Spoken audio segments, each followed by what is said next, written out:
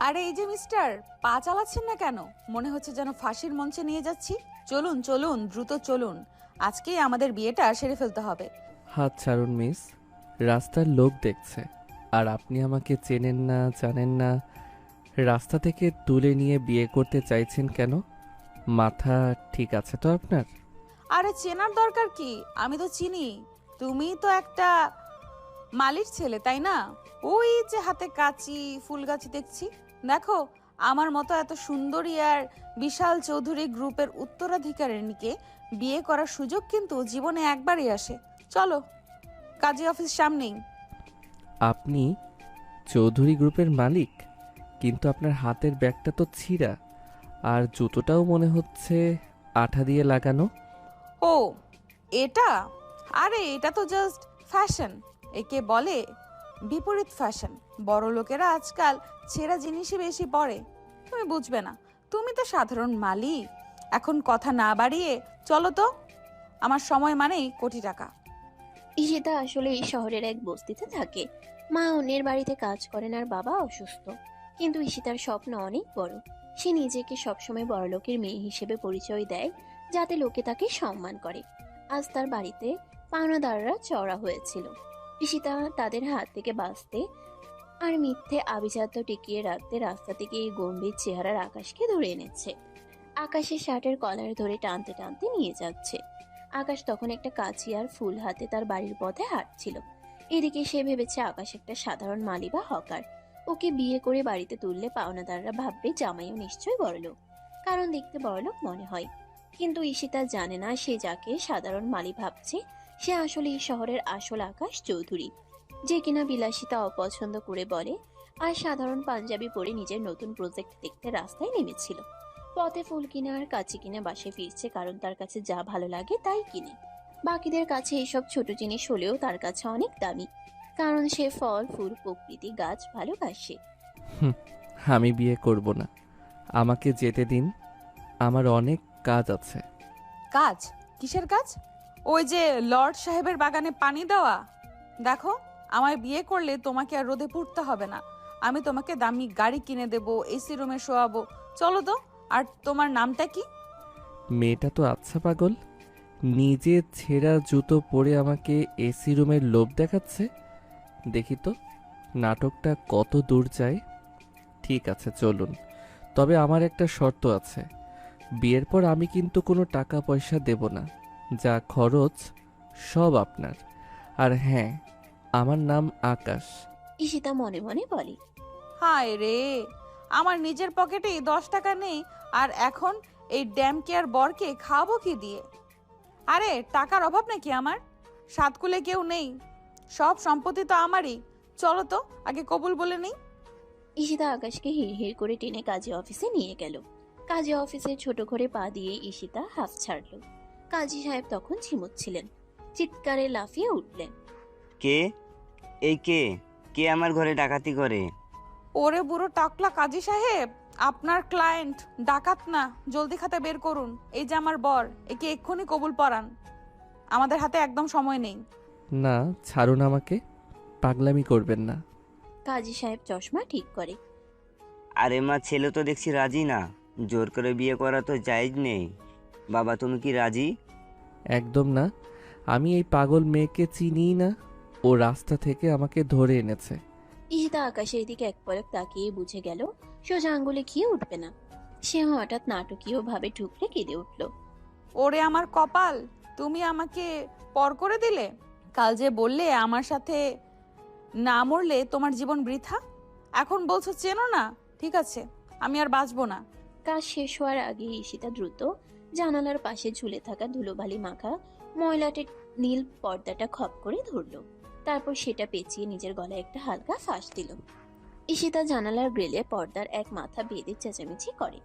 কাজী সাহেব সাক্ষী থাকুন, এই পাষাণ আমাকে বিয়ে না করলে আজই আমি এই পর্দায় ঝুলে প্রাণ দেব।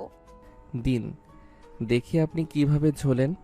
পর্দাটা ছিঁড়ে আপনি নিচে পড়বেন, এটাই হবে। ঈশিতা দেখলো আকাশ একদমই পড়ল না। সে এবার চোখ বন্ধ করে ঝুলে পড়ার ভান ধরল। কিন্তু চতুর ঈশিতা এক চোখ সামান্য খুলে আর চোখে দেখতে লাগলো সবার রিয়াকশন কি। আকাশ কি ভয় পেল? কাজী সাহেব কি কাঁপছে? সে মনে মনে ভাবল, ধুর, এই মালির ছেলেটা কি পাথরের তৈরি? একটু তো ভয় পা। কাজী সাহেব আতঙ্কে আসন ছেড়ে উঠে দাঁড়িয়ে বলে, ওরে বাবারে, আকাশ সাহেব, আল্লাহর দোহাই লাগে, একে থামান। আমার অফিসে এই মেয়ে মারা গেলে পুলিশ আমাকে আর আপনাকে দুজনকেই জেলের ঘানি টানাবে। সারা জীবন কয়েদি হয়ে থাকতে হবে। আকাশ মনে মনে হাসল। জেল? আমাকে? বাংলাদেশের কোনো জেলই আকাশ চৌধুরীকে আটকে রাখার ক্ষমতা রাখে না। কিন্তু মেয়েটা যদি সত্যি বোকামি করে পা পিছলে যায়, তবে তো জ্যান্ত মানুষটা মারা যাবে। ঠিক আছে, ঠিক আছে, নামুন আপনি, বিয়ে করছি আমি। ঈশিতা এক সেকেন্ডে পর্দা গলা থেকে খুলে ফেলল। মুখে তখন তার বিশ্বজয়ের হাসি। এই তো লাইনে আসো। কাজী সাহেব, দেরি করবেন না, শুরু করুন। আমি ঈশিতা, বর আকাশ। সাক্ষী লাগবে তো? ব্যাপার না। ঈশিতা কোথাও একটা কল করে। 5 মিনিটের ভেতর দুটা মেয়ে আর একটা ছেলে এসে হাজির। এরা ঈশিতার বন্ধু ছিল। আকাশ আর কাজী দুজনই হতভাগ। নেন, এবার পড়ান। বাবা, এ তো বুলেটের চেয়েও আগে চলে দেখছি। আপনি পড়াবেন? বিসমিল্লা। বর আকাশ, কন্যা ঈশিতা, দেনমোহর তো আপনারাই ঠিক করবেন। দেনমোহর? হো, আমি তো কোটিপতি। ঠিক আছে, প্রতীকী হিসাবে 101 টাকা লিখে রাখুন। পরে ও যখন আমার প্রাসাদে যাবে, আমি ওকে একটা স্বর্ণের বাগান করে দেব। অবশ্যই, স্বর্ণের বাগান আর হীরের ঘাস। কাজী সাহেব আকাশের নামটা লিখতে গিয়ে হঠাৎ থমকে গেলেন। চশমাটা নাকের ডগায় এনে আকাশের মুখের দিকে কয়েকবার তাকালেন। দাঁড়ান তো, আপনাকে কোথায় যেন দেখেছি। এই চাহনি, এই রাজকীয় ভাব, আপনি কি সেই পাখিজা গ্রুপ অব ইন্ডাস্ট্রিজের মালিক আকাশ চৌধুরী না, যার ছবি কালকে পেপারে দেখলাম? আকাশ ভেতরে ভেতরে চমকে উঠল, তোতলাতে শুরু করলো। আমি? না না, আপনি ভুল দেখছেন। আমি তো স্রেফ মালি, ওই যে রাস্তার ধারের ফুল গাছে পানি দেই। পেপারে নিশ্চয়ই আমার যমজ ভাই বা আমার মতো দেখতে কাউকে দেখেছেন। কাজী সাহেব সন্দেহের চোখে দেখে। কিন্তু অবিকল মিল। ঈশিতা অট্ট হাসি দিয়ে কাজীর মাথায় একটা হালকা থাপ্পড় মেরে বলে, আরে বুড়ো, আপনার কি বয়স হয়ে মাথা খারাপ হয়েছে? এই ফকিরের বেশ ধরা ছেলেটা হবে কোটিপতি মালিক। ও আমার বাগানের মালি হতে পারে বড় জোর। ওকে বিয়ে করেছি স্রেফ ওর মায়া চেহারার জন্য। আপনি তাড়াতাড়ি সই করান তো। হ্যাঁ কাজী সাহেব, আমি যদি কোটিপতি হতাম তবে কি এই ছেঁড়া গেঞ্জি পরে ঘুরি? আমি তো এখন ডাল ভাতের জন্য এই ম্যাডামের দয়ার ওপর বেঁচে আছি। কাজী সাহেব মাথা চুলকাতে চুলকাতেই সই করিয়ে নিলেন। আজব দুনিয়া, মালিক মালি রাজে আর মালি মালিক সাজে। ঠিক আছে, বিয়ে সম্পন্ন, আপনারা এখন স্বামী স্ত্রী। ঈশিতা কল দিয়ে আনা ছেলে মেয়েগুলোকে আবার চলে যেতে বলে। তারা কোনো কথা না বলে চলে যায়। আকাশ অবাক হয়ে তাকায়। ঈশিতা আকাশের হাত খপ করে ধরে। ব্যাস, অনেক দেরি হয়ে গেছে, চলো এবার দ্রুত বাসায় চলো। বাসর ঘর সাজাতে হবে তো, কাজ শুরু করতে হবে। আকাশ চোখ কপালে তুলে বলে, কিসের বাসর? বাসর কি আপনার ওই স্টোর রুমে হবে নাকি? ঈশিতা হিড় করে টানতে টানতে বলে, স্টোর রুম মানে? তোমাকে শুরুতে বললাম না, ওটা আমার একটা এক্সপেরিমেন্টাল কুঁড়ে ঘর। চলো তো, কথা কম কাজ বেশি। ঈশিতা আকাশকে এক প্রকার চ্যাংদোলা করে রিকশায় তুলল। কাজী সাহেব অফিসের দরজায় দাঁড়িয়ে নিজের টাক মাথায় হাত বুলিয়ে গজগজ করতে লাগলেন। মেয়েটা তো পুরাই পাগলি, কিন্তু ছেলেটা ওই নীল চোখের চাহনিটা তো ভুল হওয়ার কথা না। পাখিজা কোম্পানির মালিক যদি আজ একটা বস্তির মেয়ের সাথে বিয়ে করে রিক্সায় যায়, তবে তো কালকে কিয়ামত হবে। যাই হোক, আমার ফ্রিটা তো অন্তত দিয়ে গেল। ঈশিতা আকাশকে নিয়ে সোজা বস্তির দিকে রিকশা নিল। আকাশ অবাক হয়ে দেখছে রাস্তা যত শুরু হচ্ছে ঈশিতার মুখ তত ফ্যাকাশে হচ্ছে। রিকশা থামলো একটা টিনের চাল দেওয়া ঘরের সামনে। এটা কি আপনার প্রাসাদের সিকিউরিটি গার্ডের রুম? আমরা এখানে কেন নামলাম? ঈশিতা জিভে কামড় দিয়ে বলে, না মানে, এটা আসলে আমার একটা আন্ডারগ্রাউন্ড প্রজেক্ট। আমি দেখতে চাইছি গরিব মানুষ কিভাবে থাকে, তাই এখানে ছদ্মবেশে থাকছি। চলো ভেতরে চলো। ঈশিতা আসলে সব কটা কথা মিথ্যা বলেছে। আকাশ কিছু বলতে যাবে, ঈশিতা তাকে টেনে ভেতরে ঢোকায়। ভেতরে ঢুকতে ঈশিতার মা চিৎকার করে উঠলেন, ঈশিতা, কোথা থেকে এই আপদ ধরে নিয়ে আনলি? চাল কেনার টাকা নাই ঘরে, আর তুই জামাই নিয়ে হাজির হলি? ঈশিতা দ্রুত মায়ের মুখ চেপে ধরল। মা চুপ করো, ও অনেক বড় বিজনেস ম্যাগনেট, লস এঞ্জেলস থেকে এসেছে, ও জানলে সব মান সম্মান যাবে। আকাশ ঘরের অবস্থা দেখে মনে মনে হাসছে। বাহ, লস অ্যাঞ্জেলেসের বিজনেস ম্যাগনেট তো আমি আজই হলাম। এই মেয়ে তো 1 নম্বরের গুলিবাজ। তো ঈশিতা ম্যাডাম, আপনার এই প্রজেক্টে খাবার কি আছে? দুপুরে লাঞ্চ কি প্যারিস থেকে আসবে? না, আজ আসলে বাবুর্চি ছুটিতে, মা মা মনে হয় একটু ডাল আর আলু ভর্তা করেছে, ওটা টেস্ট করো। জানো তো, simple life is the best life. Akash মেঝেতে পিড়ি পেতে বসলো। তার সামনে আলু ভর্তা আর পাতলা ডাল। যে ছেলে প্রতিদিন 5 তারকা হোটেলের খাবার খায়, সে আজ এক ছটফটে মিথ্যাবাদী মেয়ের ঘরে বসে পরম তৃপ্তিতে ডাল ভাত খাচ্ছে। ছেলেটা তো দারুণ, ডাল ভাতেও কত স্টাইল করে খাচ্ছে। একে দিয়ে তো সত্যিই বড়লোক জামাই সাজানো যাবে। ঈশিতা আর চোখে দেখছে আর ভাবছে, কিন্তু ঠিক তখনই দরজায় করাঘাত হলো। পাওনাদার মজিদ মিয়া লাঠি হাতে হাজির। ঈশিতা, ওই রিক্সাওয়ালার মেয়ে, টাকা দিবি নাকি ঘর থেকে বের করে দেব? ঈশিতা আকাশের দিকে তাকিয়ে আমতা আমতা করে। ওটা আসলে আমার পার্সোনাল অ্যাসিস্ট্যান্ট, বেতনের জন্য চিৎকার করছে, আমি সামলে নিচ্ছি। আকাশ ঠোঁটে রহস্যময় হাসি ফুটিয়ে বলে, আচ্ছা, আমি গিয়ে একটু কথা বলবো আপনার অ্যাসিস্ট্যান্টের সাথে। না, একদম না, তুমি বসো, আমি আসছি। ঈশিতা বাইরে গিয়ে মজিদ মিয়াকে সামলাতে লাগলো। ওদিকে আকাশ তার পকেট থেকে দামি ফোনটা বের করে আরিয়ানকে, তার সেক্রেটারিকে কল দিল। হ্যালো আরিয়ান, শোনো, আমি এখন একটা বস্তিতে আছি। আজ থেকে আমার নতুন ঠিকানা এই টিনের প্রাসাদ। তুমি এখনই পাশের ডাস্টবিনের কাছে একটা ঝকঝকে কালো গাড়ি পাঠিয়ে দাও। আর হ্যাঁ, ড্রাইভার যেন বলে সে চৌধুরী সাহেবের মেয়েকে খুঁজতে এসেছে। খেলাটা এবার জমবে। আর বলবে যে ঈশিতাকে চৌধুরী সাহেব আজকে রাস্তায় দেখেছেন, তার মেয়ের মতো পুরো দেখতে। মেয়েটা তো হারিয়ে গেছে, তারা ভাবছে এটাই তার মেয়ে, তাই ঈশিতাকে তার কাছে নিতে চান। হারিয়ে যাওয়ার পর সাহেব শোকে পাথর হয়ে আছেন। আজ রাস্তায় ঈশিতাকে দেখে তিনি তাকে নিজের মেয়ে হিসেবে প্রাসাদে নিয়ে যেতে চান। ব্যাস, এইটুকু করলেই হবে, বাকিটা আমি দেখছি। আকাশ ফোন রেখে মুচকি হাসলো। ঈশিতা ম্যাডাম, আপনি তো চেয়েছিলেন আমাকে মালি সাজিয়ে পাওনাদার তাড়াতে। এবার দেখুন, আসল মালিক যখন আপনার দরজায় কড়া নাড়ে, তখন আপনি কোন দিকে পালান? ওদিকে ঘরের বাইরে তখন তুলকালাম কাণ্ড। মজিদ মিয়া তার লুঙ্গি সামলাতে সামলাতে চিৎকার করছেন।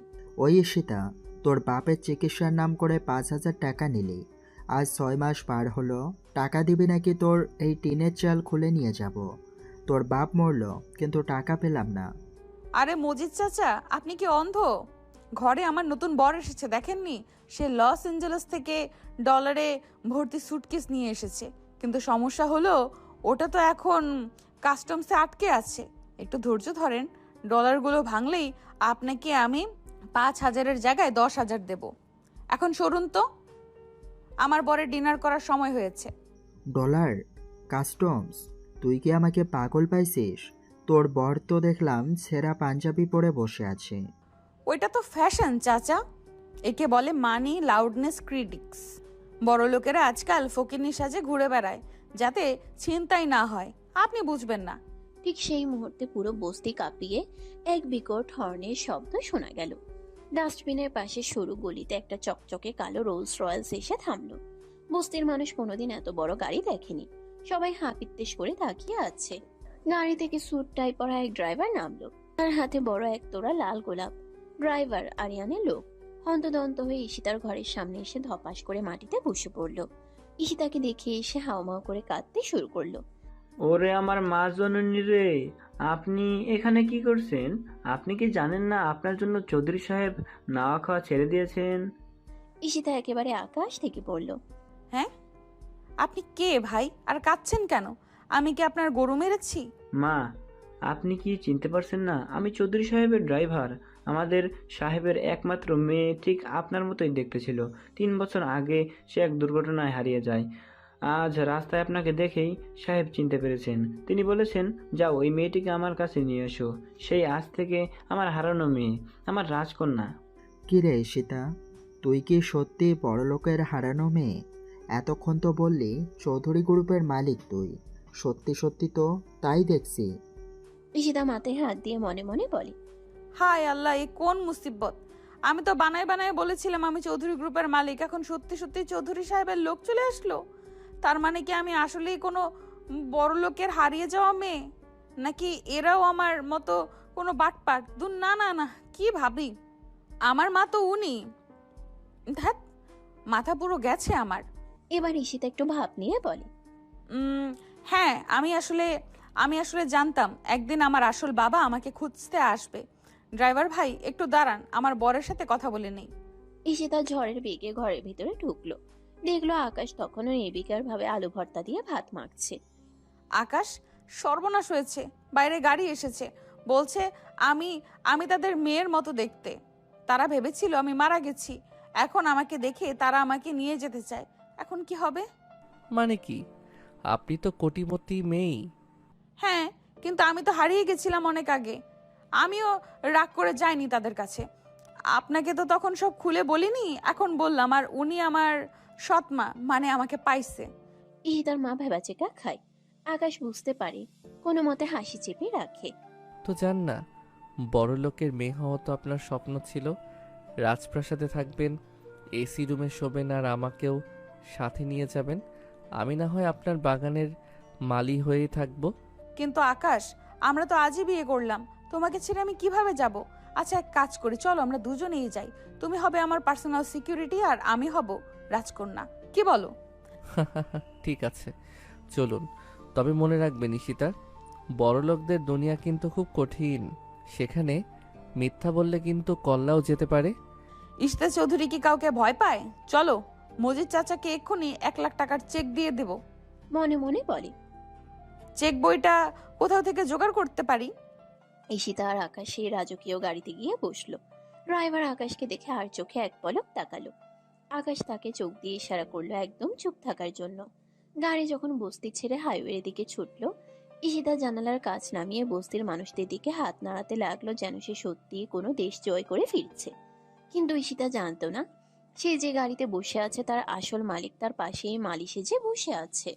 আর যে রাজপ্রাসাদে সে যাচ্ছে, সেখানে গিয়ে তার মিথ্যের ঝুলি কিভাবে ফুটো হবে সেটা ভেবে আকাশ মনে মনে এক মহানাটক সাজাতে লাগলো। দামি রোলস রয়েস গাড়িটা যখন বিশাল এক রাজকীয় গেট পেরিয়ে ভেতরে ঢুকলো, ঈশিতার চোখ তখন কপালে ওঠার জোগাড়। দুপাশে সারিবদ্ধ পাম গাছ, মাঝখানে শ্বেত পাথরের ঝর্ণা, আর সামনে দাঁড়িয়ে থাকা বিশাল সাদা রঙের প্রাসাদ। ঈশিতা জানালার কাছ দিয়ে মুখ বের করে হা করে তাকিয়ে আছে। সে মনে মনে ভাবলো, বাপরে, এটা বাড়ি নাকি বিদেশের এয়ারপোর্ট? আমি তো ভেবেছিলাম বড়লোক মানে বড় জোর 5 তলা বাড়ি হবে, এটা তো দেখছি আস্ত একটা কেল্লা। ঈশিতা জানালার কাছ দিয়ে মুখ বের করে হা করে তাকিয়ে আছে। সে মনে মনে ভাবলো, এখনই এই অবস্থা, ভেতরে গেলে তো নিশ্চিত অজ্ঞান হবে। আকাশ আর চোখে ঈশিতার হা করা মুখটা দেখছিল আর মনে মনে হাসছিল। গাড়ি থামতেই ড্রাইভার দরজা খুলে দিল। ঈশিতা নামার সময় শাড়ির আঁচলটা রাজকীয় ঢঙ্গে কাঁধে তুলে নিল। যদিও শাড়িটা সস্তা সুতির। সে যখন প্রাসাদের বারান্দায় পা রাখলো, ভেতর থেকে আকাশ চৌধুরীর মা, বাবা, ছোট বোন নীরা আর বড় ভাবি শাইলা বেরিয়ে এলেন। সবার চোখে মুখে চরম বিস্ময়। তারা দেখছে তাদের বাড়ির ছেলে আকাশ একটা অদ্ভুত সাজের মেয়েকে নিয়ে এসেছে, আর ড্রাইভার ইশারা করছে চুপ থাকতে। আকাশের মা আতকে উঠে। ওরে আকাশ, এটা কি কাণ্ড! এই মেয়েটা কে? আর আমাদের ড্রাইভার ওকে মা জননী বলে ডাকছে কেন? আকাশ দ্রুত পরিস্থিতি সামলে নেয়। মা, ছোট মা, ভাবি, তোমরা 1 মিনিট পাশের রুমে এসো, জরুরি কথা আছে। আকাশ প্রায় ধাক্কা দিয়েই পরিবারের সবাইকে পাশের লাইব্রেরি রুমে নিয়ে গেল। সেখানে গিয়ে সে ফিসফিস করে সবটা খুলে বলল।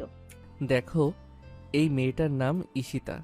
ও একটা বস্তিতে থাকে আর খুব অভাবী, কিন্তু ওর একটা অদ্ভুত রোগ আছে। সে নিজেকে সবসময় বড়লোক দাবি করে। আমি আজ ওর পাল্লায় পড়ে বিয়ে করতে বাধ্য হয়েছি। ও আমাকে মালি ভাবে। এখন ও মনে করছে ও আমাদের হারানো মেয়ে। মানে কি ভাই, একটা বস্তির মিথ্যাবাদী মেয়েকে আমাদের পরিবারের সদস্য বানাবো? অসম্ভব। থামনিরা, আকাশের উপর আমার ভরসা আছে। তাছাড়া মেয়েটাকে প্রথম দেখায় আমার বেশ মায়াবী মনে হচ্ছে। পুরো চটপটে চোখের আড়ালে হয়তো কোনো কষ্ট আছে। ঠিক আছে আকাশ, আমি রাজি, আমরা সবাই অভিনয় করব। নাটক শুরু। সবাই যখন আবার ড্রয়িং রুমে ফিরে এলো, ঈশিতা তখন সোফার কুশন টিপে দেখছিল ওটা কত নরম। সবাইকে একসাথে আসতে দেখে সে একটু ঘাবড়ে গেল। হঠাৎ সে দেখলো আকাশ পাশে নেই। সে চারপাশে খুঁজে আকাশকে না পেয়ে মনে মনে বিড়বিড় করতে লাগলো। গেল কই মরাটা? আমাকে এই যুদ্ধক্ষেত্রে শত্রুপক্ষের সামনে একা পাঠিয়ে নিজে পালিয়েছে। ওই তো আসছে পাতিমালি। ঠিক তখনই আকাশের বাবা এগিয়ে এলেন। তার চোখে কৃত্রিম পানি। বাবা 2 হাত বাড়িয়ে বলেন, কই রে তোরা, কই রে? দেখ আমার হারানো মা জননী ফিরে এসেছে। মা তুই এদিন কোথায় ছিলি? তোর বাবা যে তোকে ছাড়া একমাত্র শান্তি পাইনি। হ্যাঁ, আপনি কি আমার আসল আব্বা? মা ও ভাবি নাটকীয়ভাবে এগিয়ে এসে বলে, ওরে আমাদের জানের টুকরো, আয় মা, আমাদের বুকে আয়। কতদিন পর তোকে দেখলাম, তোর চেহারাটা একটুকু বদলায়নি। ঈশিতা প্রথমে হক চুকিয়ে গেলেও পরক্ষণে নিজেকে সামলে নিল। সে মনে মনে ভাবল, আরে এরা তো দেখি সত্যি সত্যি আমাকে নিজেদের মেয়ে ভাবছে। আমি তো এমনি গুল্লি মারছিলাম ড্রাইভারের কাছে, এখন দেখছি জ্যান্ত বড়লোক বাবা মা পেয়ে গেলাম। যাক, চেহারা নিশ্চয়ই তাদের হারানো মেয়ের মতো। সুযোগ যখন এসেছে হাতছাড়া করা যাবে না। অভিনয় তো আমিও কম জানি না। ঈশিতা ঝট করে আকাশের বাবাকে জড়িয়ে ধরে ঠুকরে কেঁদে উঠল। আব্বা গো, আমি যে কত কষ্টে ছিলাম আপনাদের ছাড়া। ওই বস্তিতে পচা ডাল ভাত খেয়ে দিন কেটেছে আমার। আপনারা আমাকে এত দেরিতে কেন খুঁজলেন? নীরা ভাবির কানে কানে বলে, দেখলে ভাবি, কি পরিমাণ নাটকবাজ মেয়ে! কি সুন্দর চোখে জল না এনেও ডুকরে কাঁদছে। আর ভাইয়াটা কেন যে একে সহ্য করছে কে জানে। দাঁড়ানিরা দেখতে দে কি ঘটে। মেয়েটা তো সুবিধার মনে হচ্ছে না। ঠিক তখন আকাশ পেছন থেকে উকি দিল। ঈশিতাকে জড়িয়ে ধরে কাঁদতে দেখে সে মনে মনে বলল, যদিও আমি এই নাটক বানিয়েছি, দয়া করে তোমরা এখন ওর সামনে অভিনয় করো যে ও তোমাদেরই সেই হারিয়ে যাওয়া মেয়ে। বাপরে, মেয়েটা তো আস্ত একটা বাটপার। এত তাড়াতাড়ি পরিবেশের সাথে মিশে গেল। ঈশিতা আকাশকে দেখে বলে, ওই যে, তুমি কই ছিলে? ভয় পেয়ে লুকিয়েছিলে নাকি? না মানে আমি তো আপনাদের মতো বড়লোক মানুষদের দেখে ভয়ে ভেতরে ঢুকে আবার বেরিয়ে গেছি। বড় বড় মানুষের কারবার তো। ঈশিতা সবার দিকে তাকিয়ে গম্ভীর গলায় বলে, শোনেন আব্বা আম্মা, এই ছেলেটা আমার নতুন সেক্রেটারি। আজ থেকে ও আমার সাথেই থাকবে, আমার সব কাজ ও সামলাবে। সেক্রেটারি? ভাইয়াকে সেক্রেটারি বানিয়ে দিয়েছে? মেয়েটার কি কি করবে কে জানে। আকাশ ঈশিতার কানের কাছে মুখ নিয়ে ফিসফিস করে, কি বলেন আপনি? আপনার বাবা মায়ের সামনে আমাকে আপনার চাকর বানাচ্ছেন? চুপ একদম। আপনার মতো মালিকের আমার বাবা মা কোনোদিন জামাই হিসেবে মেনে নেবে না। তাই আপাতত আপনি আমার সেক্রেটারি। যদি মুখ খোলেন তবে মজিদ মিয়ার কাছে ফেরত পাঠাবো। ঈশিতা একটু ভাব নিয়ে হাই তুলে বলে, আব্বা আমি অনেক টায়ার্ড, জার্নি করে শরীর ম্যাচ ম্যাচ করছে। তাড়াতাড়ি আমার জন্য 1 কাপ কফি পাঠান। আর শোনেন, আমার সেক্রেটারি আকাশ আমার রুমেই থাকবে। আমার রুম কোনটা? সবাই একসাথে চিৎকার করে, নীরা, শায়লা, বাবা মা কি সেক্রেটারি রুমে থাকবে? মানে কি? ঈশিতা অবাক হওয়ার ভান করে, কেন এত অবাক হওয়ার কি আছে? ছেলে মেয়ে কোনো ব্যাপার না। কাম অন ম্যান, এটা 2026 সাল। আধুনিক যুগে আমরা সবাই প্রফেশনাল। সেক্রেটারি আর বস এক রুমে থাকলে সমস্যা কি? আমাকে কি আপনারা সেই মান্দাত আমলের মেয়ে ভেবেছেন? এই বলে ঈশিতা রাজকীয় ঢঙ্গে সিঁড়ি দিয়ে উপরে উঠতে লাগলো। বাড়ির পরিচারিকা তাকে রুম দেখাতে নিয়ে গেল। আকাশের মা বাবা আর ভাবিরা পাথরের মূর্তির মতো দাঁড়িয়ে রইলেন। নীরা আকাশের দিকে তাকায়, ভাইয়া, এবার বলো তো এসবের মানে কি? তুই কেন ওকে নিয়ে এসেছিস? আর কেনই বা ওর সেক্রেটারি সেজে আছিস? ও তোকে চাকর বানিয়েছে আর তুই হাসি মুখে সহ্য করছিস? আর বিয়ে বিয়ে বললেই হয়ে গেল? এইসব কি মুখের কথা? সবই তো বলেছি নীরা, তবে কথা হলো মেয়েটাকে আমার প্রথম দেখায় বেশ ভালো লেগেছে। ওর মিথ্যাগুলোর মধ্যেও এক অদ্ভুত সারল্য আছে। আমি দেখতে চাই ও কতদূর যেতে পারে, তাই আপাতত চুপচাপ আছি। কি সেক্রেটারি এক রুমে থাকবে মানে কি? চুপ নীরা, ছোটদের এত কথা সাজে না। আকাশ যা করছে ভেবে চিন্তাই করছে, যা ভেতরে। বাবা ভেতরে সবাইকে পাঠিয়ে দিয়ে আকাশকে নিয়ে আলাদা হয়ে কিছু কথা বলল। আকাশ মাথা নাড়িয়ে চলে গেল। আকাশের বাবা মনে মনে ভাবছেন, এই চঞ্চল মেয়েটা এসে ঝিমিয়ে পড়া প্রাসাদটা যেন প্রাণ ফিরে পেয়েছে। ওদিকে আকাশের মনে এক নতুন ভাবনা। 2026 সাল। দেখা যাক ঈশিতা ম্যাডাম, আপনার প্রফেশনালিজম আমাকে আর কত নিচে নামায়, আর আপনি কি কি করতে পারেন। ঈশিতা যখন বিশাল বেডরুমে ঢুকলো, তার অবস্থা দেখে মনে হলো সে যেন ভিন গ্রহের কোনো জাদুঘরে এসেছে। ঘরের মাঝখানে বিশাল কিং সাইজ বেড, যার গদিটা এত নরম যে ঈশিতা আঙ্গুল দিয়ে টিপ দিতেই সেটা দেবে যাচ্ছে। সে হুট করে জুতো খুলে বিছানায় একটা লাফ দিল। ঈশিতা বিছানায় গড়াগড়ি খেতে খেতে বলে, ওরে বাবা, এটা কি বিছানা নাকি তুলোর পাহাড়? বস্তির তোষকের কথা মনে পড়লে তো এখন কান্না পাচ্ছে। ওখানে এক পাশে শুলে অন্য পাশে হাড়গোড় বের হয়ে যেত। সে ঘরের কোণে রাখা দামি ক্রিস্টাল ল্যাম্পটার গায়ে হাত দিয়ে দেখল। ড্রেসিং টেবিলের বিশাল আয়নায় নিজের মুখটা বারবার ঘুরিয়ে ফিরিয়ে দেখল। আলমারি খুলে দেখল সেখানে থরে থরে সাজানো দামি সব শাড়ি আর পারফিউম। ঈশিতা উত্তেজনায় কাঁপছিল। সে মনে মনে বলল, ঈশিতা রে, তুই তো জাস্ট গুল মারতে চেয়েছিলি, এখন তো তুই আস্তে এক পরীর দেশের রানী হয়ে গেছিস। কিছুক্ষণ পর খাবারে ডাক এলো। ঈশিতাকে ডাইনিং টেবিলে নিয়ে যাওয়া হলো। টেবিলের উপর সাজানো ইলিশ মাছের পেটি, খাসির রেজালা, মচমচে বেগুন ভাজি, পোলাও আর বাহারি সব মিষ্টি। ঈশিতা খাবার দেখে তার সব আভিজাত্য ভুলে গেল। সে পাগলের মতো প্লেটে সবকিছু তুলে নিয়ে 2 হাতে খেতে শুরু করলো। তার মুখে ঝোল লেগে যাচ্ছে, ভাতের দানা লেগে আছে, সেদিকে তার কোনো খেয়াল নেই। নীরা ফিস করে ভাবিকে বলে, ভাবি দেখো, কোনো মেয়ে এইভাবে জানোয়ারের মতো খায়? এটা নির্ঘাত কোনো বস্তির ফকিন্নি। একে দেখলেই আমার গা জ্বলে যাচ্ছে। আরে থামনিরা, দেখ না আকাশ কি তৃপ্তি নিয়ে ওকে দেখছে। আকাশের চোখ তো ওর থালা থেকে সরছেই না। আরে এই মেয়ে তো দেখছি আমাদের মান সম্মান ধুলোয় মিশিয়ে দিবে। খাওয়া দাওয়ার কোনো মেনার নেই। চুপ করো তো সবাই, মেয়েটা কতদিন ঠিক মতো খায়নি, কে জানে। ওকে ওর মতো খেতে দাও। আকাশ, তুই ওকে নিয়ে উপরে যা, বোধহয় ক্লান্ত। কি বলো মা ঈশিতা? ওম্মা, আপনাকে চুম্মা আঙ্কেল, আপনি একটা মাল আছেন। ছি ছি, কী সব ভাষা! ওরে আমার ভাষার ডাইরেক্ট রে, নিজের মনে হয় পিএইচডি। আমার ভালো লাগছে, আমি বলছি, তাতে তোমার কি? যত সব। ঈশিতা পেট ভরে খেয়ে ঢেকুর তুলতে তুলতে উপরে চলে গেল। আকাশও পিছু পিছু রুমে ঢুকলো। রুমে ঢুকে ঈশিতা আকাশের দিকে তেড়ে গেল। এই যে মিস্টার সেক্রেটারি, খবরদার কাউকে বলবেন না যে আপনি আমার বর। এই বাড়ির সবাই আমাকে তাদের হারিয়ে যাওয়া মেয়ে ভাবছে, আর আমি এখন এই প্রাসাদের রাজকন্যা। আমি আপনি নিচে মেঝেতে শোন, আমি একা এই রাজকীয় বিছানায় ঘুমাবো। বাহ, বিয়ে করলেন আমাকে আর এখন বলছেন আমি সেক্রেটারি? আজ তো আমাদের বাসর রাত, চলুন বাসরটা অন্তত নিয়ম মেনে করি। না না, কিসের বাসর? কি বলছো এসব? কখনো না, আমি তোমাকে বর হিসেবে মানি না। তোমাকে তো আমি শুধু পাওনাদারের হাত থেকে বাঁচতে বিয়ে করেছি। তবে বিয়েটা করলেন কেন? কাজী অফিসে তো বেশ ফাঁস নেওয়ার নাটক করলেন। এত জবাব দিতে পারবো না, তুমি চিন্তা করো না। তোমাকে এর বদলে আমি অনেক টাকা দিব। এখন ঘুমাও, বিরক্ত করো না একদম। মানে আমার টাকা ঘুরিয়ে আমাকেই দেবেন? কি কি বললে? ফিস করছো কেন? না, কিছু না, ঘুমান আপনি, আমি নিচেই শুচ্ছি। রুমে ঢুকে ঈশিতা আকাশের দিকে তেড়ে এলো। রাত গভীর হলো। জানালার পর্দাটা একটু সরানো ছিল। সেখান দিয়ে পূর্ণিমার উজ্জ্বল চাঁদের আলো এসে ঈশিতার মুখের উপর পড়ল। ঈশিতা অঘরে ঘুমাচ্ছে। তার চটপটে মুখটা ঘুমের ঘুরে এখন বড্ড শান্ত আর মায়াবী লাগছে। আকাশ মেঝে থেকে উঠে এসে বিছানার পাশে দাঁড়ালো। চাঁদের আলোয় ঈশিতাকে তার কাছে কোনো অপার্থিব পরীর মতো মনে হলো। আকাশ মুগ্ধ হয়ে দেখতে লাগলো।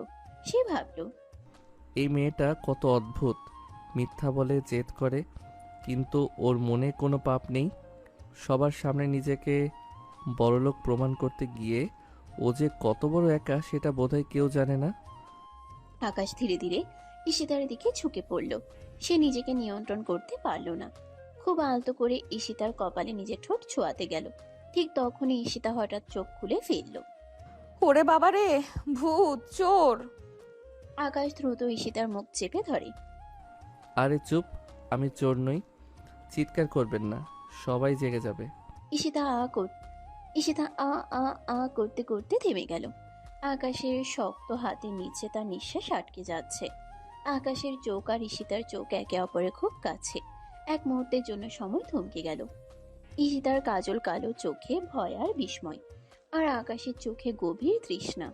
আকাশ হঠাৎ নিজের হাত সরিয়ে নিল না, বরং তার মুখটা আরো কাছে নামিয়ে আনলো। ঈশিতা ছটফট করছিল, কিন্তু আকাশের বলিষ্ঠ শরীরের কাছে সে হার মানল। আকাশ আলতো করে ঈশিতার ঠোঁটে নিজের ঠোঁট ছুঁয়ে দিল। ঈশিতা প্রথমে বাধা দিতে চাইলেও আকাশের এই রোমান্টিক পরশে সে যেন এক অদ্ভুত ঘোরের মধ্যে চলে গেল। তার শরীরটা হঠাৎ অবশ হয়ে এলো। আকাশের হাতের আঙ্গুলগুলো ঈশিতার চুলের ভিতরে খেলে বেড়াচ্ছিল, আর চুমোটা আরো গভীর ও আবেগপ্রবণ হয়ে উঠল। ঘরের ভেতর শুধু তাদের নিঃশ্বাসের শব্দ আর বাতাসের হাহাকার। ঈশিতার মনে হলো সে কোনো এক স্বপ্নের সাগরে ভাসছে। অনেকক্ষণ এই রোমান্টিক ঘোরে থাকার পর ঈশিতা হঠাৎ বাস্তবে ফিরে এলো। সে অনুভব করলো তার স্বামী তাকে একদম নিজের বশে নিয়ে নিয়েছে। তার ভেতরকার সেই চটপটে বস্তির মেয়েটা জেগে উঠল। সে বুঝতে পারল না কি করবে, তাই এক ধাক্কায় আকাশকে সরিয়ে দিল এবং নিজের অজান্তে একটা জবরদস্ত লাথি মারল। আকাশ ধপাস করে মেঝেতে পড়ে গিয়ে বলে, উফ মাগো। পচা লোক, অসভ্য, মালি হয়ে আমার মতো রাজকন্যা ঠোঁটে চুমু খাও? তোমার এত সাহস? যাও গিয়ে ঘুমাও। আকাশ কোমর মালিশ করতে করতে মেঝেতে শুয়ে পড়লো আর হাসতে লাগলো। বাপরে, রাজকন্যার লাথিতে তো আমার হাড়গোড় শেষ। তবে চুমুটা কিন্তু খারাপ ছিল না। ঈশিতা ম্যাডাম। চুপ! একটা কথা বললে কাল সকালে তোমাকে বরখাস্ত করব। আকাশ মেঝেতে শুয়ে মুচকি হাসতে লাগলো। সে জানে এই মেয়েটা মুখে যাই বলুক, তার হৃদয়ে আকাশের জন্য জায়গা তৈরি হয়ে যাবেই একদিন। চাঁদের আলোয় দুজনেই জেগে রইল, একজন রাজকীয় বিছানায় আর অন্যজন মেঝেতে, কিন্তু দুজনেই এক নতুন অনুভবের নেশায় বুঁদ হয়ে। সকালে সোনা ছড়া রোদ যখন জানালার পর্দা ভেদ করে ঈশিতার মুখে পড়ল, সে আড়মোড়া ভেঙে উঠল। কাল রাতে সেই চুমু, বিভ্রাট আর আকাশের লাথি খেয়ে মেঝেতে পড়ে যাওয়ার দৃশ্যটা মনে পড়তেই অজান্তেই ঈশিতার গালে এক চিলতে হাসি ফুটে উঠল। সে বিছানা থেকে উকি দিয়ে দেখলো আকাশ নেই। মরাটা গেল কই? লাথি খেয়ে কি একেবারে পটল তুলো নাকি? যাক, আপদ বিদায় হয়েছে। এখন আমাকে এই রাজপ্রাসাদের আসল রানী হয়ে উঠতে হবে। সে দ্রুত দামি একটা সিল্কের বাথরোব, যা সে আসলে তোয়ালে ভেবেছিল, গায়ে জড়িয়ে আয়নার সামনে দাঁড়ালো। নিজের গাল দুটো টিপে বলল, ঈশিতা রে, তুই তো জাস্ট হিরোইন হয়ে গেছিস। হঠাৎ ঈশিতার মনে পড়লো তার মায়ের কথা। সে ড্রেসিং টেবিলের উপরে রাখা দামি একটা স্মার্টফোন, যা আকাশের দেওয়া, সেটি হাতে নিয়ে ঘরের কোণে গিয়ে লুকিয়ে কল দিল। হ্যালো মা। ও মা, শুনতে পাচ্ছ? ওরে ঈশিতা, তুই কই? কাল থেকে তোকে খুঁজে পাচ্ছি না। মজিদ মিয়া তো লাঠি নিয়ে বসে আছে, তুই কি পালালি রে মা? আরে না মা, পালাবো কেন? তোমার মেয়ে এখন আসতো এক রাজপ্রাসাদে। মা শোনো, আমি একটা বড়লোক পরিবার পেয়েছি যারা আমাকে তাদের হারানো মেয়ে ভাবছে। আমি এখন এসির নিচে বসে আপেল খাচ্ছি। তুমি একদম চিন্তা করো না, আমি এখান থেকে কিছু দামি গয়না আর টাকা হাতিয়ে নিয়ে কদিনের মধ্যেই চলে আসব। আমাদের সব ঋণ শোধ করে দেবো মা, তুমি শুধু কাউকে কিছু বলো না। বড় লোকের হারানো মেয়ে? তুই কি পাগল হলি নাকি? পুলিশে ধরলে তো তোর বাপের জান থাকবে না। আরে মা, পুলিশ ধরবে কেন? আমি তো অভিনয় করছি। আর ওই যে আকাশ মালিটা আছে না, ওকেও সাথে নিয়ে এসেছি আমার সেক্রেটারি বানিয়ে। ও সব সামলে রাখছে। তুমি শুধু দোয়া করো মা, যেন ধরা না পড়ি। ঈশিতা ফোন রেখে ড্রয়িং রুমে নামলো। সেখানে সবাই নাস্তা করতে বসেছে। আকাশকে দেখা গেল একদম পরিপাটি হয়ে এক কোণে দাঁড়িয়ে আছে, যেন সে সত্যি এক অনুগত secretary. Good morning dad. Good morning mom. ঘুমে তো একদম শরীর ছেড়ে দিয়েছে। এই প্রাসাদের বিছানাগুলো বড্ড বেশি নরম। আমাদের আমার ওই লস অ্যাঞ্জেলেসের বেডের মতো না। লস অ্যাঞ্জেলেস কি আবার? ওই বস্তিটা কি বলছো? কি নাম রে বাবা! তা ওগুলোর বেডগুলো পাথরের ছিল নাকি? কাল তো দেখলাম খাবারের উপর পঙ্গপালের মতো ঝাঁপিয়ে পড়লে। ও, ওটা ওটা আসলে এক ধরনের ডায়েট। একে বলে হার্ডকোর ইটিং থেরাপি। লস অ্যাঞ্জেলেসের বড় মডেলরা এটা করে। তোমরা বুঝবে না আকাশ। আমার কফি কোথায়? এই নিন ম্যাডাম, আপনার ব্ল্যাক কফি, তবে চিনি একটু বেশি পড়ে গেছে। যেমনটা আপনি বস্তি লস অ্যাঞ্জেলেসে খেতে পছন্দ করতেন। বেশি কথা বলবে না আকাশ। তোমার কাজ হলো কফি দেওয়া, জ্ঞান দেওয়া নয়। নাস্তার পর আকাশের মা ঈশিতাকে তার রুমে ডাকলেন। তিনি ড্রয়ার থেকে দামি এক সেট হীরার হার বের করলেন। মারে, এটা তোর দাদির গহনা। তুই যখন হারিয়ে গিয়েছিলি তখন আমি এটা আলমারিতে তুলে রেখেছিলাম। আজ তুই ফিরে এসেছিস, এটা তুই পর। ঈশিতার হারটা দেখে চোখ জলজল করে উঠল। ওরে বাবা রে বাবা, এটা তো আসল হীরা। মা আপনি কত দয়ালু, এটা বিক্রি করলে মজিদ মিয়ার মতো 10 মজিদকে কিনে ফেলা যাবে। ঈশিতা হারটা হাতে নিয়ে আয়নার সামনে দাঁড়িয়ে পোজ দিতে লাগলো। সে ভাবলো এখনই এটা ব্যাগে ভরে পালাবে, কিন্তু তখনই আকাশ রুমে ঢুকলো। ম্যাম, চৌধুরী সাহেব আপনাকে নিচে ডাকছেন। এক বিশেষ মেহমান এসেছেন আপনাকে দেখতে। কে আবার এলো? আমার কি একটু শান্তি নেই? হারটা নিয়ে নিচে যাচ্ছি। হি হি হি, যান যান, মজা বুঝবেন। যা নাটক সাজিয়েছি না। নিচে গিয়ে ঈশিতা দেখলো এক বয়স্ক ভদ্রলোক বসে আছেন। তিনি এই পরিবারের ফ্যামিলি ডক্টর। ডক্টর চশমা ঠিক করে বলে, মা, আমি শুনেছি তুমি ছোটবেলায় হারিয়ে যাওয়ার সময় তোমার বাঁ পায়ে একটা লাল তিল ছিল। আমি কি একবার চেক করতে পারি? তাহলে আমাদের নিশ্চিত হতে সুবিধা হবে। ঈশিতা বজ্রা হত হয়ে মনে মনে বলে, সর্বনাশ, গায়ে তিল! আমার তো পায়ে কোনো তিল নেই, শুধু কাদা লেগে আছে। এখন তো ধরা খাবো। তারপরে আকাশ কিছু যেন জানে না এমন একটা ভাব করে পরিস্থিতি সামলাতে সামনে আসে। ডাক্তার সাহেব, আসলে ম্যামের এখন পায়ের অবস্থা খুব একটা ভালো না। কাল আসার পথে উনি পায়ে আঘাত পেয়েছেন, ব্যান্ডেজ করা আছে। আপনি বরং ওনার ফেস রিডিং করুন। ঈশিতা দ্রুত বুদ্ধি খাটিয়ে কান্না শুরু করলো। কিউ আব্বা মা, আপনারা কি আমাকে এখনো বিশ্বাস করেন না? আমি কি আপনাদের মেয়ে হওয়ার জন্য পায়ে তিল নিয়ে ঘুরবো?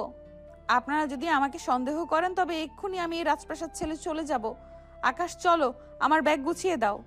না না মা, ডাক্তার সাহেব তো এমনি বললেন। তোমার চোখের ওই মায়ে বলে দিচ্ছে তুমি আমাদের মেয়ে। ডাক্তার সাহেব, আপনি এখন আসতে পারেন। ঈশিতা বিজয়ের হাসি হাসলো। সে আর চোখে আকাশের দিকে তাকিয়ে ইশারা করলো। দেখেছো ডন কাকে বলে? আকাশ শুধু মুচকি হাসলো।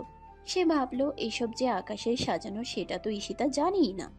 কিন্তু আকাশ এটা জানতো না ঈশিতা হারটা কবজা করার ধান্দায় আছে। সকালে সেই ডক্টর বিভ্রাটের পর ঈশিতা নিজের রুমে এসে হাঁপাচ্ছিল। হীরের হারটা ড্রেসিং টেবিলের উপর ছকছক করছে। ঈশিতা ওটা ব্যাগে ভরতে যাবে অমনি খট করে দরজা বন্ধ হওয়ার শব্দ হলো। ঈশিতা চমকে তাকিয়ে দেখলো আকাশ দরজায় পিঠ দিয়ে দাঁড়িয়ে আছে। তার চোখে এক কুটিল কিন্তু রোমান্টিক চাহনি। এই যে মিস্টার সেক্রেটারি, অনুমতি ছাড়া ঘরে ঢুকলেন কেন? বেরোন বলছি। আকাশ ধীরে ধীরে ঈশিতার দিকে এগিয়ে এসে বলে, বেরোবো কেন? এখনই তো খেলা শুরু। আচ্ছা ঈশিতা ম্যাডাম, আপনার ব্যাগের ভেতর ওই হীরের হারটা কি করছে? ওটা কি লস অ্যাঞ্জেলেস থেকে পার্সেল হয়ে এসেছে? ওটা মা আমাকে দিয়েছে, আমি জাস্ট একটু চেক করছিলাম। আকাশ ঈশিতার খুব কাছে এসে দাঁড়ালো। মিথ্যে বলবেন না। আমি জানি আপনি এটা নিয়ে পালানোর ফন্দি করছেন। আমি এও জানি আপনি এদের মেয়ে নন, টাকার জন্য অভিনয় করছেন। আপনি কি চান আমি এখনই নিচে গিয়ে চৌধুরী সাহেবকে বলি যে ওনার হারানো মেয়ে আসলে বস্তির এক পকেটমার? ঈশিতা আতঙ্কে আকাশের শার্টের কলার ধরে। না আকাশ প্লিজ, এমনটা করো না। ওনারা সন্তান হারিয়েছেন, আচমকে এমন শক সইতে পারবে না, হার্ট অ্যাটাক করবে। মানলাম আমি লোভী, কিন্তু আমি এত খারাপ নই। দুটি মানুষকে মেরে ফেলবো যারা আমাকে এত আদর করছে। প্লিজ বলো না, তুমি যা চাও আমি তাই দেব। আকাশ ঈশিতার কোমর জড়িয়ে নিজের সাথে মিশিয়ে নিয়ে বলে, যা চাই তাই দেবেন? শিওর? আর আপনি ততটা খারাপও নন, না হলে ওনাদের কথা ভাবতেন না। তুমি আগে বলো কি চাও তুমি? টাকা? টাকা তো আমার কাছে অনেক আছে সীতা। আমার এখন একটু সেক্রেটারি স্পেশাল আদর চাই। কাল রাতে আপনি আমাকে লাথি মেরেছিলেন, আজ তার শোধ নেব। যদি আপনি আমাকে খুশি করতে পারেন তবেই আমি মুখ বন্ধ রাখব, আর না হলে ওই যে নীরা নিচেই আছে। ঈশিতা দেখলো সে বাঘের খাঁচায় বন্দি। আকাশ তাকে ব্ল্যাকমেইল করছে। আকাশ ঈশিতাকে পাজা কোলা করে তুলে নিয়ে বিছানায় ফেললো। ঈশিতা চিৎকার করতে চাইলো, কিন্তু আকাশ তার মুখটা নিজের বলিষ্ঠ হাত দিয়ে চেপে ধরলো। আকাশ কানের কাছে ফিসফিস করে বলে, চিৎকার করলে কিন্তু নীরা ঘরে চলে আসবে। তখন কিন্তু আপনার রাজপ্রাসাদ তাসের ঘরের মতো ভেঙে পড়বে। ঈশিতার চোখ দিয়ে জল গড়িয়ে পড়ছে। তুমি বড্ড নীচ আকাশ, তুমি সুযোগের ব্যবহার করছো। আকাশ ঈশিতার ঘাড়ে নিজের মুখ ডুবিয়ে দিয়ে বলে, আমি তো আপনার বর ঈশিতা, বরের হক আদায় করছি। আকাশ ঈশিতাকে ছাড়লো না। সে জবরদস্তি করে ঈশিতার কপালে, গালে আর ঘাড়ে এলো পাথারি চুমু খেতে লাগলো। ঈশিতা প্রথমে বাধা দিচ্ছিল, তার হাত পা ছুটছিল, কিন্তু আকাশের এই জোর করে রোম্যান্স করা তাকে ধীরে ধীরে অবশ করে দিচ্ছিল। আকাশের ঠোঁটের উষ্ণতা যখন ঈশিতার ঠোঁটে এসে লাগলো, ঈশিতা এক মুহূর্তের জন্য সব ভুলে গেল। আকাশ তাকে জড়িয়ে ধরে নিবিড়ভাবে আদর করতে লাগলো। ঈশিতার মনে হচ্ছিল সে আগুনের সাগরে ডুব দিচ্ছে। আকাশের হাতের ছোঁয়ায় ঈশিতার সারা শরীরে বিদ্যুৎ খেলে যাচ্ছিল। অনেকক্ষণই জবরদস্তি প্রেমের পর আকাশ সরে এলো। ঈশিতা তখন এলিয়ে পড়ে আছে বিছানায়। তার শাড়ির আঁচল এলোমেলো, চোখে হাড়ের নেশা আর ঠোঁটে আকাশের আদরের চিহ্ন। আকাশ শার্টের হাতা ঠিক করতে করতে বলল, বাহ, রাজকন্যার তেজ তো কমলো দেখছি। এখন আপনি আপনার কাজ করুন, আমি নিচেই আছি, তবে পালানোর চেষ্টা করবেন না যেন। আকাশ রুম থেকে বের হতেই ঈশিতার ভেতরে জেদটা মাথাচাড়া দিয়ে উঠল। সে ভাবল, আকাশ আমাকে ব্ল্যাকমেল করে আদর নেবে? আমাকে এত ছোট ভাবলো ও? এই প্রাসাদে থাকলে আমি ওর হাতের পুতুল হয়ে যাব। তার চেয়ে বরং হারটা নিয়ে পালিয়ে গিয়ে ঋণ শোধ করি। ঈশিতা দ্রুত হীরের হারটা তার পুরনো কাপড়ের ব্যাগে ভরল। তারপর জানালা দিয়ে দেখলো গার্ডরা অন্যদিকে তাকিয়ে আছে। সে শাড়িটা কোমরে গুজে পাইপ বেয়ে নিচে নেমে এলো। বস্তির মেয়ে বলে গাছে চড়া আর পাইপ দিয়ে নামা তার কাছে নস্যি। এক মুহূর্ত না ভেবে সে প্রাসাদের সীমানা প্রাচীর টপকে উধাও হয়ে গেল। সন্ধ্যার দিকে আকাশের মা ঈশিতার রুমে ঢুকলেন তাকে নাস্তা করানোর জন্য, কিন্তু রুম খালি, আলমারি খোলা, আর সবচেয়ে বড় কথা দাদির সেই হীরের হারটা উধাও। ওরে আকাশ, ওরে নীরা, তোরা তাড়াতাড়ি আয়। ওই মেয়েটা তো চলে গেছে আর গয়নাটাও নিয়ে গেছে। আমি বলেছিলাম না ভাইয়া, ওই মেয়েটা একটা চোর। দেখলে তো, হারটা নিয়ে কেটে পড়েছে। এখন পুলিশ ডাকো। তুমি কেন হার দিতে গিয়েছিলে? আকাশের বউ আমার মেয়ের মতোই তো, হোক না যেভাবে বিয়ে, কত মিষ্টি একটা মেয়ে, তাই দিয়েছিলাম। কিন্তু কে জানতো? হায় আল্লাহ, আমি তো আকাশের বউ দেখে ওকে নিজের মেয়ের মতো আপন করে নিয়েছিলাম। আমি কিন্তু নাটক করিনি, ও আমার সাথে এমন বেইমানি করলো। পুরো বাড়িতে তখন হাহাকার। সবাই ভাবছে ঈশিতা কত বড় প্রতারক। কিন্তু অদ্ভুত ব্যাপার হলো আকাশ কোনো উত্তেজিত আচরণই করছে না। সে ড্রয়িং রুমের কোণে দাঁড়িয়ে মুচকি মুচকি হাসছে। তুমি হাসছো কেন ভাইয়া? তোমার এত দামি হার কেন? তোমার ঈশিতা পালালো আর তুমি হাসছো? আকাশ আরাম করে সোফায় বসে বলে, আরে নীরা, হারটা তো আসল ছিল না, ওটা ছিল নকল ইমিটেশনের গয়না। আসলটা তো আমি আগেই সরিয়ে রেখেছিলাম। কি? আমি জানতাম ও পালানোর চেষ্টা করবে। ও পালিয়েছে মানে ও বুঝতে পেরেছে যে আমি ওকে চিনি, কিন্তু ও জানে না যে ও যেখানেই যাক ও আমার রাডার থেকে বের হতে পারবে না। আর শোনো মা, হার নিয়ে ও বেশি দূরে যেতে পারবে না। ও এখন সোজা ওর বস্তিতে যাবে মজিদ মিয়ার ঋণ শোধ করতে, আর সেখানেই শুরু হবে আমাদের নাটকের ক্লাইম্যাক্স। আমি আসলে জানতে চাই ও কেন করছে এসব। ঈশিতা তখন হাঁপাতে হাঁপাতে বস্তিতে এসে পৌঁছেছে। সে ব্যাগ থেকে হারটা বের করে মজিদ মিয়াকে ডাকলো। এই যে মজিদ চাচা, আপনার সব টাকা নিয়ে নিন। এই হীরের হারটা রাখুন, এটা কয়েক লাখ টাকার। আমাদের মুক্তি দিন। মজিদ মিয়া হারটা দাঁত দিয়ে কামড়ে দেখে। আরে এই স্যামরি, এটা তো পিতলের উপর পানি দেওয়া, তুই আমাকে ভাওতা দিচ্ছিস?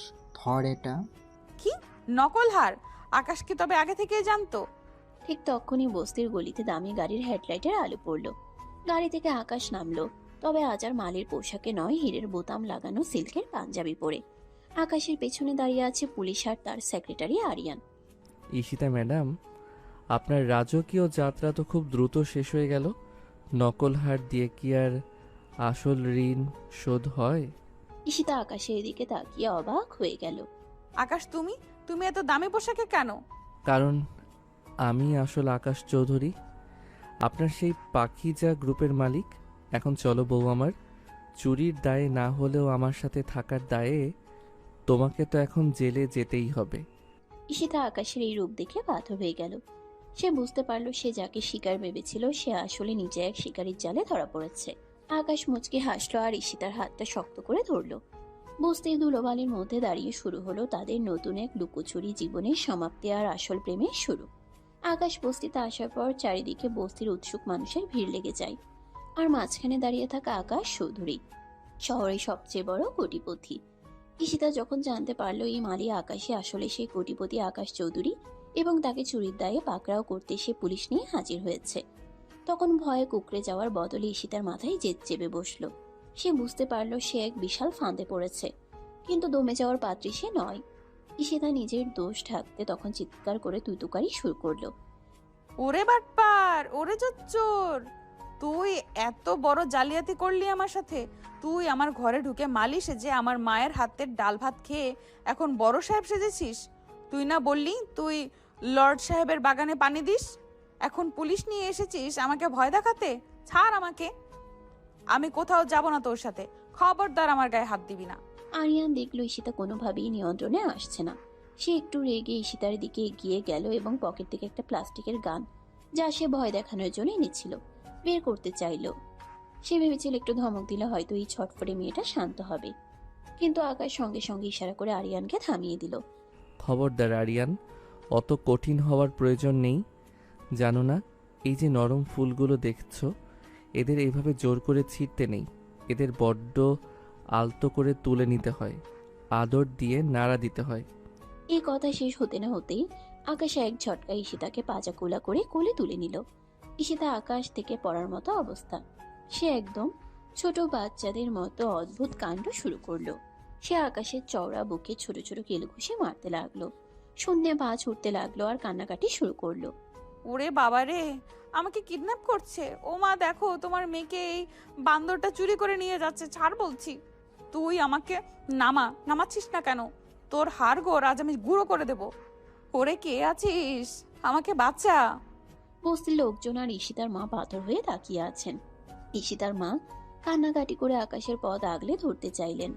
আকাশ তখন খুব নিচু স্বরে কিন্তু অত্যন্ত ভদ্রভাবে বলল, আম্মা, আপনি একদম চিন্তা করবেন না। ও আমার আইনত বিবাহিত স্ত্রী। স্বামীর কাছেই ও পৃথিবীতে সবচেয়ে নিরাপদ থাকবে। আপনি বরং আমাদের দোয়া করুন, ওর সব দায়িত্ব এখন আমার। ঈশিতা আকাশের কোলে ঝুলে থেকেই চিৎকার করে, কিসের বউ? কে তোর বউ? ওই ময়লা পর্দা দিয়ে ফাঁস নেওয়ার নাটক কি বিয়ে নাকি?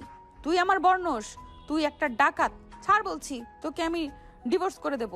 কিন্তু আকাশ কোনো কথাই কান দিল না। সে ঈশিতাকে নিয়ে সোজা গাড়ির কাছে গেল এবং জোর করে তাকে পিছনের সিটে বসিয়ে দিল। গাড়ি যখন স্টার্ট নিল, ঈশিতা কাঁচ পিটিয়ে গালিগালাজ করতে লাগলো, কিন্তু আকাশ শুধু মুচকি হাসলো। তার চোখে তখন এক বিজয়ী বীরের তৃপ্তি। চৌধুরী ভিলার বিশাল ড্রয়িং রুমে এখন ভিনপদ নীরবতা। ঈশিতা সোফার এক কোণে একদম গুটিসুটি মেরে বসে আছে। তার সেই চঞ্চলতা এখন রাগে আর অভিমানে রূপ নিয়েছে। তার চারপাশে আকাশের মা, বাবা, বোন, নীরা আর বড়ভাবে গোল হয়ে এমনভাবে দাঁড়িয়ে আছে যেন তারা কোনো আসামিকে জেরা করছে। সবাই তার দিকে ঝুঁকে পড়ে ফিসফিস করছে। আকাশের বাবা, মা, বোন, ভাবি একসাথে কি দেখলে তো বাবা? এই মেয়েটাকেই তুমি আমাদের হারিয়ে যাওয়া মেয়ে মনে করে মাথায় তুলছিলে। হাতটা নিয়ে কেমন চম্পট দিচ্ছিল, দেখলে তো? একদম ঠিক কথা। ও ভেবেছিল হাঁটা আসল, তাই ওটা নিয়ে পালিয়েছে। ও তো জানতো না আমাদের আকাশ কত বুদ্ধিমান। আসল হার হলে তো আজ আমাদের পথে বসতে হতো। ঈশিতা আর সহ্য করতে পারলো না, তার বুক ফেটে কান্না আসছিল। সে হঠাৎ সোফা ছেড়ে দাঁড়িয়ে পড়লো এবং পাগলের মতো চিৎকার করে উঠল, ও থামুন আপনারা, অনেক হয়েছে। আমি ইচ্ছে করে হাড় চুরি করিনি। আমি কি শখ করে চোর সেজেছি? আপনারা কি জানেন আমার বাবা কয়েক মাস আগে মারা গেছেন? আমার পরিবারে শুধু আমি আর আমার অসুস্থ মা। বাবার অনেক দেনা ছিল বাজারে। আর আমার মা ক্যান্সার পেশেন্ট। প্রতিদিন ওষুধের জন্য হাজার হাজার টাকা লাগে আমাদের। আমি কত জায়গায় কাজ খুঁজেছি, কেউ আমাকে কাজ দেয়নি। যারা দিতে চেয়েছিল তারা আমাকে কুপ্রস্তাব দিয়েছিল। ওদিকে পাওনাদারেরা দিনের পর দিন বাড়িতে এসে আমাকে আর আমার আদমরা মাকে অশ্রাব্য গালিগালাজ করতো। মায়ের অবস্থা দিন দিন খারাপ হচ্ছিল। আমি আর কি করতাম? যখন এই বাড়িতে ঢোকার সুযোগ পেলাম এবং জানলাম এই হারটার দাম অনেক, তখন আমি ভেবেছিলাম এটা নিয়ে আমার মায়ের প্রাণ বাঁচবে। কিন্তু কে জানতো ওই বান্দরটা আগে থেকে এইসব চাল চেলে রেখেছে। আমাকে অপমান করার জন্য সব নকল সাজিয়ে রেখেছে। পুরো ড্রয়িং রুমে এক নিস্তব্ধতা নেমে এলো। ঈশিতার এই করুণা নির্মম বাস্তব কাহিনীর কথা শুনে আকাশের মা বাবার চোখ ভিজে এলো।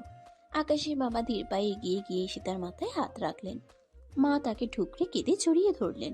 মারে, আমরা সত্যি জানতাম না তুই এত বড় পাহাড়সম কষ্টের মধ্যে আছিস। তোর মায়ের চিকিৎসা সব দায়িত্ব আজ থেকে আমাদের চৌধুরী পরিবারের। তোকে আর চিন্তা করতে হবে না। কি? তুই আমাদের ঘরের মেয়ে না? মানুষ অভাবে পড়লে অনেক সময় পথ হারায়। আমরা তোকে ক্ষমা করে দিলাম। তবে নীরা আর ভাবে এখনো দূর থেকে নাক কুচকিয়ে তাকিয়ে আছে। তাদের সন্দেহ যেন কিছুতেই কাটছে না। আকাশ পেছন থেকে হাসতে হাসতে ড্রয়িং রুমে ঢুকলো। ম্যাডাম এতক্ষণ তো অনেক ভাষণ দিলেন, কিন্তু বারবার একটা কথা বলছেন বান্দর। তো এই বাড়িতে বান্দরটা আসলে কে? ঈশিতার আগে ফোঁস করে আকাশের দিকে তর্জনী উঁচিয়ে বলে, আপনি আপনি এই পৃথিবীর সবচেয়ে বড় বান্দর। আমাকে জাল পেতে ধরেছেন। হো হো হো হো হো, অনেক হয়েছে। নীরা, একে রুমে নিয়ে যা, আজ রাতটা ওর জন্য খুব স্পেশাল। ঈশিতা আবার পালানোর চেষ্টা করলো, কিন্তু নীরা আর ভাবি তাকে শক্ত করে ঝাপটে ধরলো। ঈশিতা আকাশের মা বাবার দিকে তাকিয়ে আর্তনাদ করে, আঙ্কেল, আন্টি, কিছু বলুন আপনারা। এই বান্দরটা আমাকে ঘরে আটকে রাখতে চাইছে, আমাকে বাঁচান। মারে, তুই এখন ওর বিবাহিত বউ, আমাদের আর কিছু করার বা বলার নেই। সব এখন ওর ইচ্ছায় আর তোদের বোঝাপড়ায় হবে। ঈশিতাকে জোর করে নিয়ে গিয়ে ওরা বিছানায় ফেলে চলে গেল। বিছানায় আছাড় খেয়ে মনে মনে ঈশিতা বলে, হায় রে কপাল, এ কোন মহাবিপদে পড়লাম রে বাবা। বাঘের মুখ থেকে বেঁচে এখন সিংহের খাঁচা। আকাশ চৌধুরী হুকুম দিয়েছে আজই তাদের আনুষ্ঠানিক বাসর হবে। চৌধুরী প্রাসাদের শ্বাস শ্রব পড়ে গেল। শহর থেকে নামি পার্লারে সাজানোর একদল কারিগর চলে এলো। দামি বেনারসি হীরের গয়না আর মেকআপে বিশাল ডাব্বা নিয়ে তারা ঈশিতাকে ঘিরে ধরলো। ঈশিতা মোটেই সাজতে চায় না। সে ঘরের এক কোণে দাঁড়িয়ে রাগে গজগজ করছে আর অদ্ভুত সব কাণ্ড করছে। ম্যাম, প্লিজ একটু স্থির হয়ে বসুন। আইলাইনারটা একটু দিতে দিন। আপনার চোখ দুটো খুব সুন্দর। ঈশিতা চোখ গোল গোল করে ভেঙচি কাটে। দেব না, খবরদার। আমার চোখের কাছে কালি আনবি না। আমি কি যাত্রাপালার নর্তকী নাকি যে সং সাজবো? ম্যাম, চুলে এই তাজা বকুল আর গোলাপের মালাটা গুজলে আপনাকে রাজকন্যার মতো লাগবে। ঈশিতা মালাটা কেড়ে নিয়ে ছটপট ছিঁড়ে মেঝেতে ফেলে দিল। রাজকন্যার গুষ্টি কি? আমাকে ছাড়ুন আপনারা, আমার ভালো লাগছে না। সাজানোর মেয়েরা হাসবে না কাঁদবে বুঝতে পারছে না। কেউ লিপস্টিক দিতে গেলে ঈশিতা এমন ভাবে ঠোঁট উল্টে রাখছে যে লিপস্টিক গালে চলে যাচ্ছে। কেউ শাড়ি পরাতে গেলে সে কুচিগুলো বারবার লাথি দিয়ে খুলে দিচ্ছে। শেষ পর্যন্ত অনেক অনুনয় বিনয় আর ধস্তাধস্তির পর তাকে লাল টকটকে বেনারসি আর আসল হীরের গয়নায় মুড়িয়ে এক অপূর্ব সুন্দরী কণে সাজানো হলো। ঈশিতার সেই চটপটে চেহারায় যখন আভিজাত্যের সাজ পড়ল, তখন তাকে সত্যি কোনো স্বর্গের অপ্সরার মতো লাগছিল। অবশেষে ঈশিতাকে সেই সুগন্ধি ভরা বাসর ঘরে ঢুকিয়ে দিয়ে আসা হলো। সারা ঘর রজনীগন্ধা আর বেলি ফুলের গন্ধে মম করছে। বিশাল রাজকীয় পালংটি সাদা ফুলে ঢাকা। ঈশিতা গাল ফুলিয়ে বিছানার মাঝখানে গিয়ে ধপ করে বসলো। তার মাথায় তখন হাজারো শয়তানি বুদ্ধি ঘুরপাক খাচ্ছে। সে তার হাতের কাছে থাকা মুঠো মুঠো ফুল ছিঁড়তে শুরু করলো। ঈশিতা দাঁত দিয়ে একটা টকটকে লাল গোলাপের পাপড়ি ছিঁড়তে ছিঁড়তে বিড়বিড় করে, আজ আয় তুই বেটা বান্দর, আজ তোর এমন বাসর করাবো যে জীবনে কোনো দিন বাসর করার নাম মুখে আনবি না। আমাকে মালিশে যে ধোকা দেওয়া, আমাকে কোলে তুলে আনা, আজ তোর কপালে দুঃখ আছে। সে হঠাৎ বিছানা থেকে উঠে ঘরের কোণে রাখা একটা ভারী পিতলের ফ্লাওয়ার ভাস লুকিয়ে বালিশের নিচে রাখলো। সে মনে মনে আকাশের জন্য এক বিশাল রণক্ষেত্র প্রস্তুত করতে লাগলো। ঘরের নিস্তব্ধতায় তখন শুধু ঈশিতার ফুল ছেঁড়ার খসখস শব্দ আর রাগী নিঃশ্বাসের আওয়াজ শোনা যাচ্ছিল। সে উত্তেজনায় কাঁপছে। কখন সেই বান্দর বরটা দরজা খুলে ঘরে ঢুকবে আর সে তার যুদ্ধ ঘোষণা করবে। সে ঠিক করেছে আকাশ ঘরে ঢোকা মাত্রই সে এমন কিছু করবে যে আকাশ চৌধুরী সারা জীবন মনে রাখবে কাকে সে বিয়ে করেছে। বাসর ঘরের রজনীগন্ধার সুবাস আর মোমের আলোয় যখন একটা মায়াবী পরিবেশ তৈরি হয়েছে, ঠিক তখনই দরজায় চাবির শব্দ হলো। ঈশিতা চট করে সোজা হয়ে বসলো। তার চোখ দুটো রাগে জ্বলছে। সে হাতের কাছে যা পেল, ফুলের টব, বালিশ, এমনকি নিজের জুতো জোড়াও রেডি করে রাখলো। ও যে বজ্জারটা ঢুকছে, দাঁড়া, আজ তোকে দেখাচ্ছি মজা। চৌধুরী বাড়ির বড় সাহেব হওয়া আজ তোর ছুটিয়ে দিচ্ছি। আমার উপর কর্তাগিরি চলবে না সোনা, আমার নাম ঈশিতা। দরজা খুলতেই আকাশ ঘরে ঢুকলো। পরনে সিল্কের দামি পাজামা পাঞ্জাবি, মুখে সেই পরিচিত রহস্যময় হাসি। কিন্তু সে কিছু বলার আগেই ঈশিতা শুরু করলো তার আক্রমণ। এই নে, এটা তোর মালিশ সাজার জন্য। বলেই একটা পানির বোতল ছুঁড়ে মারলো। আকাশ হাত দিয়ে ঠেকিয়ে বলে, আরে করছো কি? পাগলামি থামাও ঈশিতা।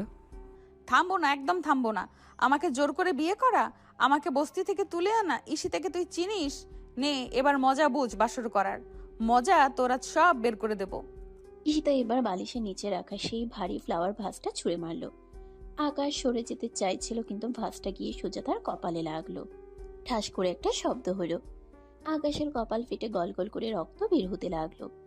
ঈশিতা থমকে গেল, তার হাত দুটো কাঁপতে লাগলো। সে ভাবেনি সত্যিই লেগে যাবে, কিন্তু আকাশ, সে যন্ত্রণায় চিৎকার করার বদলে শান্তভাবে দাঁড়িয়ে রইল। হাত দিয়ে কপাল থেকে গড়িয়ে পড়া রক্তটুকু মুছে সে ঈশিতার দিকে তাকিয়ে এক অদ্ভুত মায়াবী হাসি হাসল। কপালটা ফাটলে মন্দ কি? এই রক্তটুকু দিয়ে যদি তোমার প্রতি আমার অধিকার আরও গাঢ় হয়, তবে আমার জান দিতেও কোনো সমস্যা নেই ঈশিতা। এই রক্তটুকু তোমার প্রতি আমার ভালোবাসার মোহর হয়ে থাকলো। কি কি ছ্যাঁচড়া রে বাবা, কপাল ফেটে রক্ত বেরোচ্ছে আর উনি রোমান্টিক ডায়লগ মারছেন। কিন্তু এই লোকটা আমার জন্য এত পাগল কেন? আমার ভেতর কি এমন আছে? আমি তো একটা চোর, আমি তো গরিব, অথচ ও এই শহরের রাজা। আকাশ ধীরে ধীরে ঈশিতার দিকে এগোতে লাগলো। ঈশিতা ভয় পেয়ে পাশ থেকে একটা ফলের ছুরি তুলে নিল। খবরদার, আর এক পাও এগোলে কিন্তু খবর আছে, একদম গেঁথে দেবো পেটে। আস্তে কু, অত রাগ করলে রাজকন্যাদের মানায় না। আকাশ চোখের পলকে ঈশিতার হাত থেকে ছুরিটা কেড়ে নিয়ে দূরে ফেলে দিল। ঈশিতা কিছু বুঝে ওঠার আগে আকাশ তাকে এক ঝটকায় নিজের বুকের সাথে ঝাপটে ধরলো।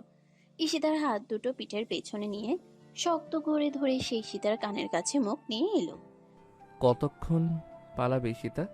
সারা জীবন তো এই বুকেই মাথা রাখতে হবে। এই যে এত রাগ করছো, এত মারছো, সবই কি শুধু ঘৃণা, নাকি ভেতরে ভেতরে এক ফোঁটা ভালোবাসা লুকিয়ে রেখেছো? ছাড় ছাড় বলছি, তোর কোনো ডায়লগ আমি শুনবো না। তুই একটা জাদুকর, তুই একটা ডাকাত। আকাশ ঈশিতাকে প্রায় পাজাকুলা করে বিছানায় শুয়ে দিল। বাসর ঘরে সে বিছানায় ফুলের পাপড়িগুলো তখন তাদের দুজনের গায়ের চাপে পিষ্ট হচ্ছে। আকাশ ঈশিতার খুব কাছাকাছি এলো, তার নিঃশ্বাস ঈশিতার গালে লাগছে। ঈশিতা ভয়ে চোখ বন্ধ করে জোরে জোরে শ্বাস নিতে লাগলো। সে ভাবলো আজ আর মুক্তি নেই, আকাশ নিশ্চয়ই তার উপর জোর খাটাবে। কিন্তু আকাশ সরে এলো। সে ঈশিতাকে ছেড়ে দিয়ে উঠে দাঁড়ালো এবং মুচকি হাসলো। না, আমি আর জোর করব না ঈশিতা। জোর করে শরীর পাওয়া যায়, মন নয়। আমি অপেক্ষা করব যেদিন তুমি নিজের ইচ্ছেই আমার কাছে আসবে, আমাকে মন থেকে ভালোবাসবে, সেদিনই আমি তোমার কাছে যাব। তার আগে আমি তোমার জন্য স্রেফ একজন বন্ধু হয়ে থাকব। এই বলে আকাশ শান্তভাবে গিয়ে ঘরের কোণে থাকা সোফাটায় শুয়ে পড়ল এবং বালিশ টেনে চোখ বন্ধ করলো। ঈশিতা বিছানায় বসে হা করে তাকিয়ে রইল। তার মাথায় তখন হাজারো চিন্তা। এটা কি লোকটা সত্যিকারের ভালোবাসা, নাকি আমি সুন্দরী বলে মোহ? আমি তো গরিব, ও কেন ভালোবাসবে? ও কি আমাকে কোনো দাবার চাল হিসেবে ব্যবহার করছে? এইসব ভাবতে ভাবতে তার আর ঘুম আসে না। রাত তখন প্রায় 2:30। সারা বাড়ি নিস্তব্ধ। আকাশ সোফায় অঘরে ঘুমোচ্ছে। হঠাৎ আকাশ সজোরে নাক ডাকতে শুরু করলো। ঘর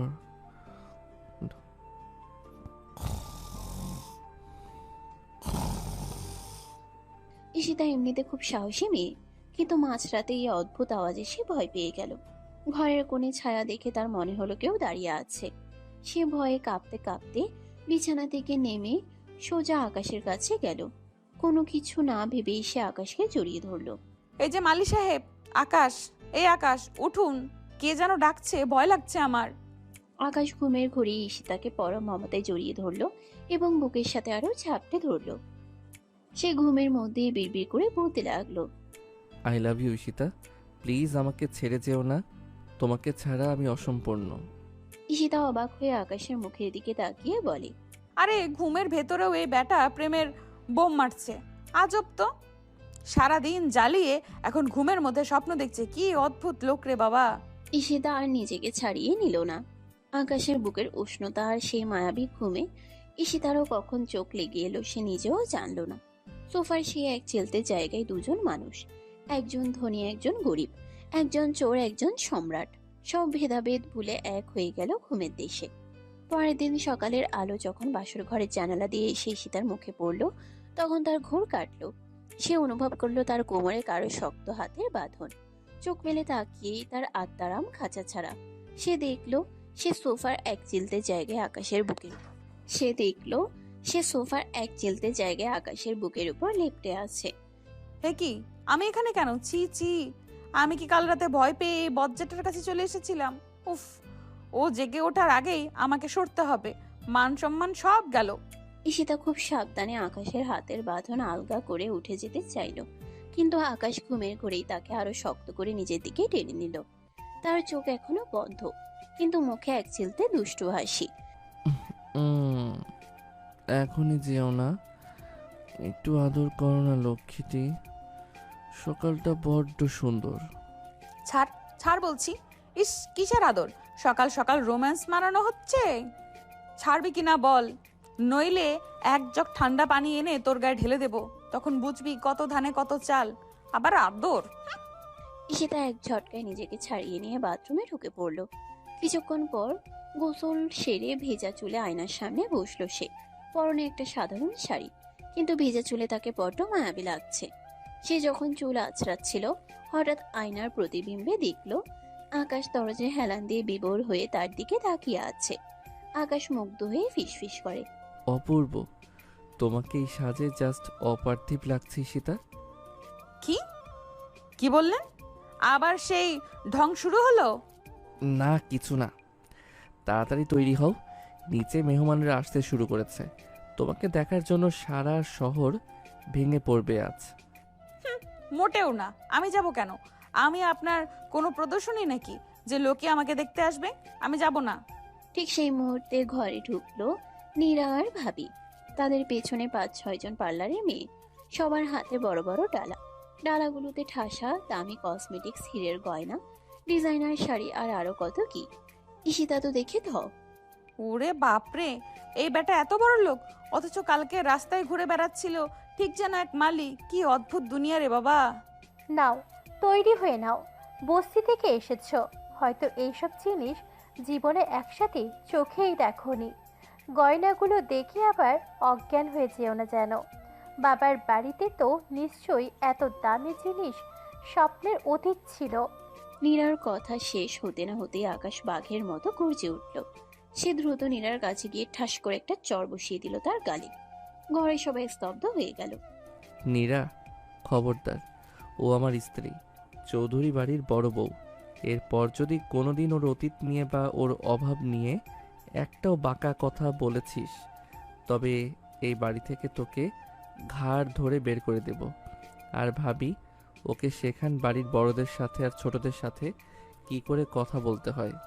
নীরা গালে হাত দিয়ে কাঁদতে কাঁদতে বলে, ভাইয়া, তুমি এই সামান্য একটা নিচু জাতের মেয়ের জন্য আমাকে মারলে? ও তো বাহিরের একটা আপদ। ও আমার সব, ও আমাদের পরিবারের অবিচ্ছেদ্য অংশ।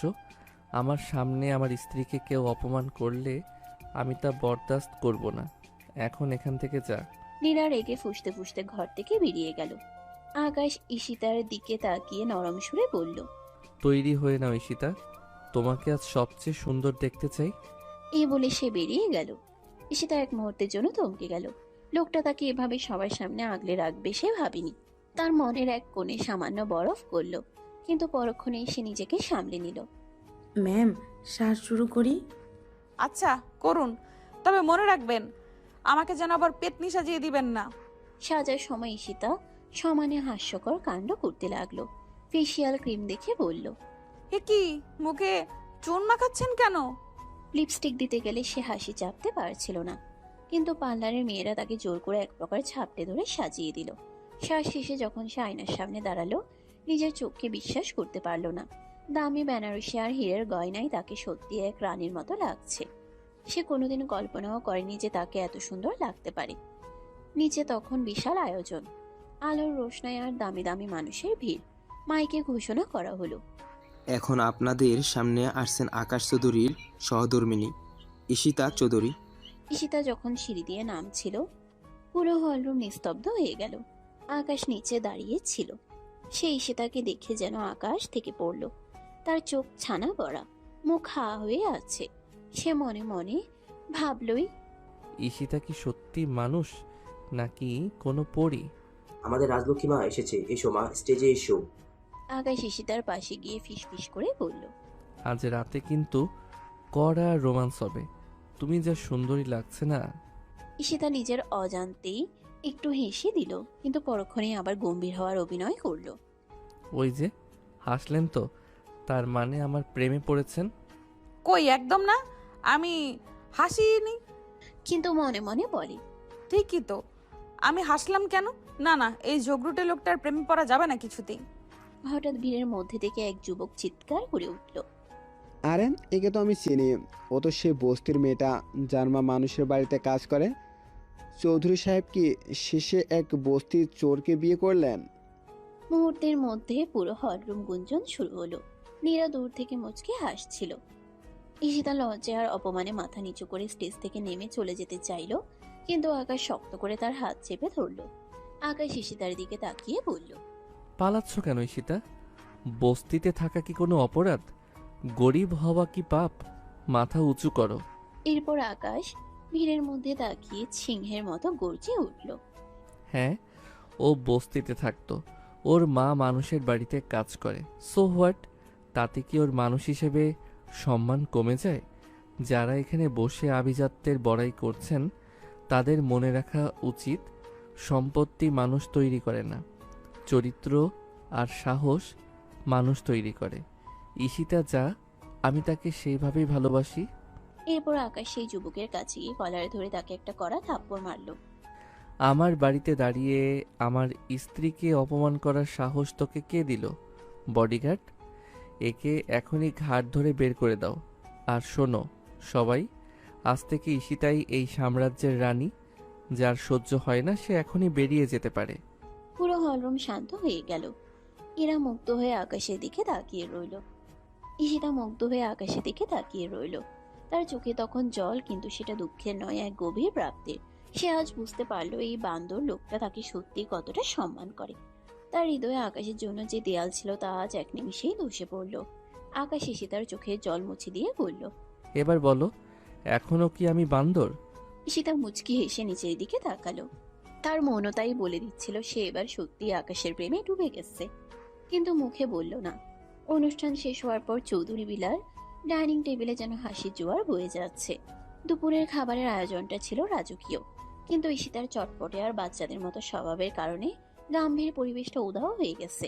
সে পাতলা ডাল দিয়ে খাসির মাংস মেখে খাচ্ছে আর একের পর এক বস্তির সব মজার গল্প বলছে। বুঝলেন আব্বা, আমাদের বস্তির মজিদ চাচা যখন রাগ হয় তখন সে তার বিড়ালটাকেও কদম ছাড় দিয়ে দেয়। আর এবার তো বিড়ালটা রেগে গিয়ে চাচার তামাকের ভেতর জল ঢেলে দিয়েছিল। বলিস কি মা, তোর গল্প তো জম্পেশ। গল্প তো হবেই, নিজে তো আস্ত একটা গল্পের ঝুড়ি। লস অ্যাঞ্জেলেস থেকে ডাল ভাতের গল্প যে নিয়ে আসবে সে তো বিড়ালের গল্প বলবেই। ঈশিতা ঝট করে আকাশের দিকে তাকালো। তার চোখে আগে সেই কাঠিন্য থাকলেও এখন সেখানে সামান্য লজ্জার আভা খেলা করছে। কাল রাতে সেই চুমু আর সকালের সেই রক্ষাকর্তার রূপটা মনে পড়লে সে অবশ হয়ে যায়, কিন্তু মুখে সে দমে যাওয়ার পাত্রী নয়। লস অ্যাঞ্জেলেসের কথা তো আর তুলবেন না মিস্টার বান্দর। আপনার মতো লোক সেখানে থাকলে তো আমেরিকানরা ভয়ে মঙ্গল গ্রহে চলে যেত। সবাই হাসছে, আর আকাশ নিজের প্লেটে পোলাও নাড়তে নাড়তে ঈশিতার সেই দুষ্টু মিষ্টি হাসিটা দেখছে। বিকেলে চায়ের আড্ডায় আকাশের বাবা ড্রয়িং রুমে ঢুকে এক বিশাল ঘোষণা দিলেন, আকাশ, ঈশিতা, তোদের জন্য একটা সারপ্রাইজ আছে। আমি সব ঠিক করে ফেলেছি। তোরা আজ বিকেলেই পতেঙ্গার এক দামি রিসোর্টে হানিমুনে যাচ্ছিস। লাগেজ গোছানো হয়ে গেছে। ও আকাশ, কি রিসর্ট? কখনো না। দুজনের এই হুবহু একই রিয়াকশন দেখে ড্রয়িং রুমের উপস্থিত সবাই অবাক হয়ে গেল। ঈশিতা আর আকাশ একে অপরের দিকে তাকালো। আমি রিসর্টে যাব না, এইসব বড়লোকি ঢং আমার পোষায় না। ওসব জায়গায় শুধু মশা আর দামি এসি থাকে। বাবা, আমারও পছন্দ না। রিসর্ট মানেই হলো বোরিং ডিনার আর কৃত্রিম পরিবেশ। আমি ওসব ভিআইপি ট্রিটমেন্ট চাই না। বাহ, তোদের দুজনের পছন্দ তো দেখছি একদম এক। এটাই তো চেয়েছিলাম, কিন্তু উপায় নেই। আমি বুকিং দিয়ে ফেলেছি, ড্রাইভার আর বডিগার্ড তৈরি। তোরা না গেলে আমার মান থাকবে না। ওইটা আমার বন্ধুর হোটেল। ঈশিতা গাল ফুলিয়ে বসে রইল। আকাশের বাবা তাকে ইমোশনাল ব্ল্যাকমেল করে রাজি করিয়েই ছাড়লেন। বিকেল গড়িয়ে যখন সন্ধ্যা নামলো, রাজকীয় কালো জিপ গাড়িটা তৈরি, সামনে পেছনে আরো দুটো গাড়ি ভর্তি বডিগার্ড। আকাশ পাঞ্জাবিতে ঠিক করতে করতে নিচে নামলো। ঈশিতার পরনে একটা ফিরোজা রঙের শাড়ি, কপালে একটা ছোট্ট টিপ। তাকে দেখে আকাশের বুকের ভিতর আবার ট্র্যাম বাজতে শুরু করলো। ঈশিতা গাড়ির সামনে গিয়ে দাঁড়ালো। থামুন, এত বডিগার্ড নিয়ে আমি কোথাও যাব না। কেন? সিকিউরিটি তো দরকার। সিকিউরিটি না হাতি? এতগুলো লোক পেছন পেছন গেলে কি আমরা হানিমুনে যাচ্ছি নাকি কোনো যুদ্ধে? আমার বড্ড বিরক্ত লাগে। আমি চাই সাধারণ মানুষের মতো চলতে। ওই গাড়িগুলোকে যেতে বলুন। আকাশ ঈশিতার দিকে তাকিয়ে মুহূর্তের জন্য থমকে গেল। এই শহরের কোনো মেয়ে কোনোদিন আকাশের সিকিউরিটি সরাতে বলবে না। সবাই তো চাইবে বডিগার্ড নিয়ে দাপট দেখাতে। ঈশিতা সবার চেয়ে আলাদা। এই সহজ চিন্তাটুকু আকাশকে মুগ্ধ করলো। সে হাতের ইশারায় বডিগার্ডদের বিদায় করে দিল। ঠিক আছে রাজকন্যা, তাহলে আমি আজ আপনার ড্রাইভার, চলুন। গাড়ি চলছে হাইওয়ে ধরে। জানালার বাইরে অন্ধকার নেমে এসেছে। দূরে দূরে ল্যাম্পপোস্টের আলো। আকাশ গানের ব্লুটুথে একটা মৃদু রোমান্টিক গান ছাড়লো। আরে এই বুড়োদের গান কেন ছেড়েছেন? একটু ডিস্কো গান ছাড়ুন। ডিস্কো? হে হে হে, কি অদ্ভুত ভাষা। ডিস্কো গান আবার কি? আর আপনি জাস্ট এসি ছেড়ে জানালাটা খুলুন, দেখুন বাতাসটা কত সুন্দর। ঈশিতা জানালার কাজ নামাতেই ঝাপটা দিয়ে বাতাস ঘরে ঢুকলো। সাথে সাথে ঈশিতার সিল্কি চুলের একটা অংশ উড়ে গিয়ে আকাশের মুখে আশ্রে পড়ল। চুলের সেই মিষ্টি সুভাষে আকাশের শরীরে যেন বিদ্যুৎ খেলে গেল। সে এক হাত দিয়ে চুলগুলো সরালেও তার চোখ ঈশিতার উপর আটকে রইল। ঈশিতার চুল ঠিক করতে করতে বলে, কি দেখছেন? গাড়ি চালান। অ্যাক্সিডেন্ট করলে কিন্তু আপনার ওই পতেঙ্গা রিসোর্টে যাওয়ার বদলে হাসপাতালের রিসোর্টে যেতে হবে। ঈশিতা, আপনি যখন রেগে কথা বলেন না তখন আপনাকে আরো সুন্দর লাগে। ঈশিতা লজ্জায় লাল হয়ে গেল, কিন্তু মুখ ঘুরিয়ে নিল। অসভ্য, সারাদিন শুধু তেল মারা আর রোম্যান্স মারানো। আপনার মতো ছেলেকে আমি আগে জানলে তো বস্তিতে ঢুকতেই দিতাম না। জীবন একদম শেষ আমার। আকাশ এক হাতে ঈশিতার হাতটা ধরতে চাইল, কিন্তু ঈশিতা ঝট করে হাত সরিয়ে নিল। খবরদার, হাত দেবেন না। আমি কিন্তু এখনো আপনার উপরে রেগে আছি। আমাকে জোর করে তুলে এনেছেন, এটা ভুলিনি। আকাশ মুচকি হাসলো, কিছু বলল না। অবশেষে গাড়ি রিসর্টে পৌঁছালো। দামি রিসর্ট, চারপাশটা নীল আলোয় সাজানো। আকাশ গাড়ি থেকে নামতেই ম্যানেজার থেকে শুরু করে ওয়েটাররা এক সারি হয়ে দাঁড়িয়ে গেল। Welcome mister Akash Chowdhury.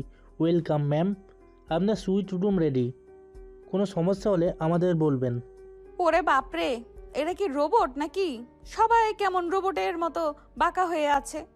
ঈশিতা নিজের ব্যাগটা নিজেই নিয়ে হাঁটতে লাগলো।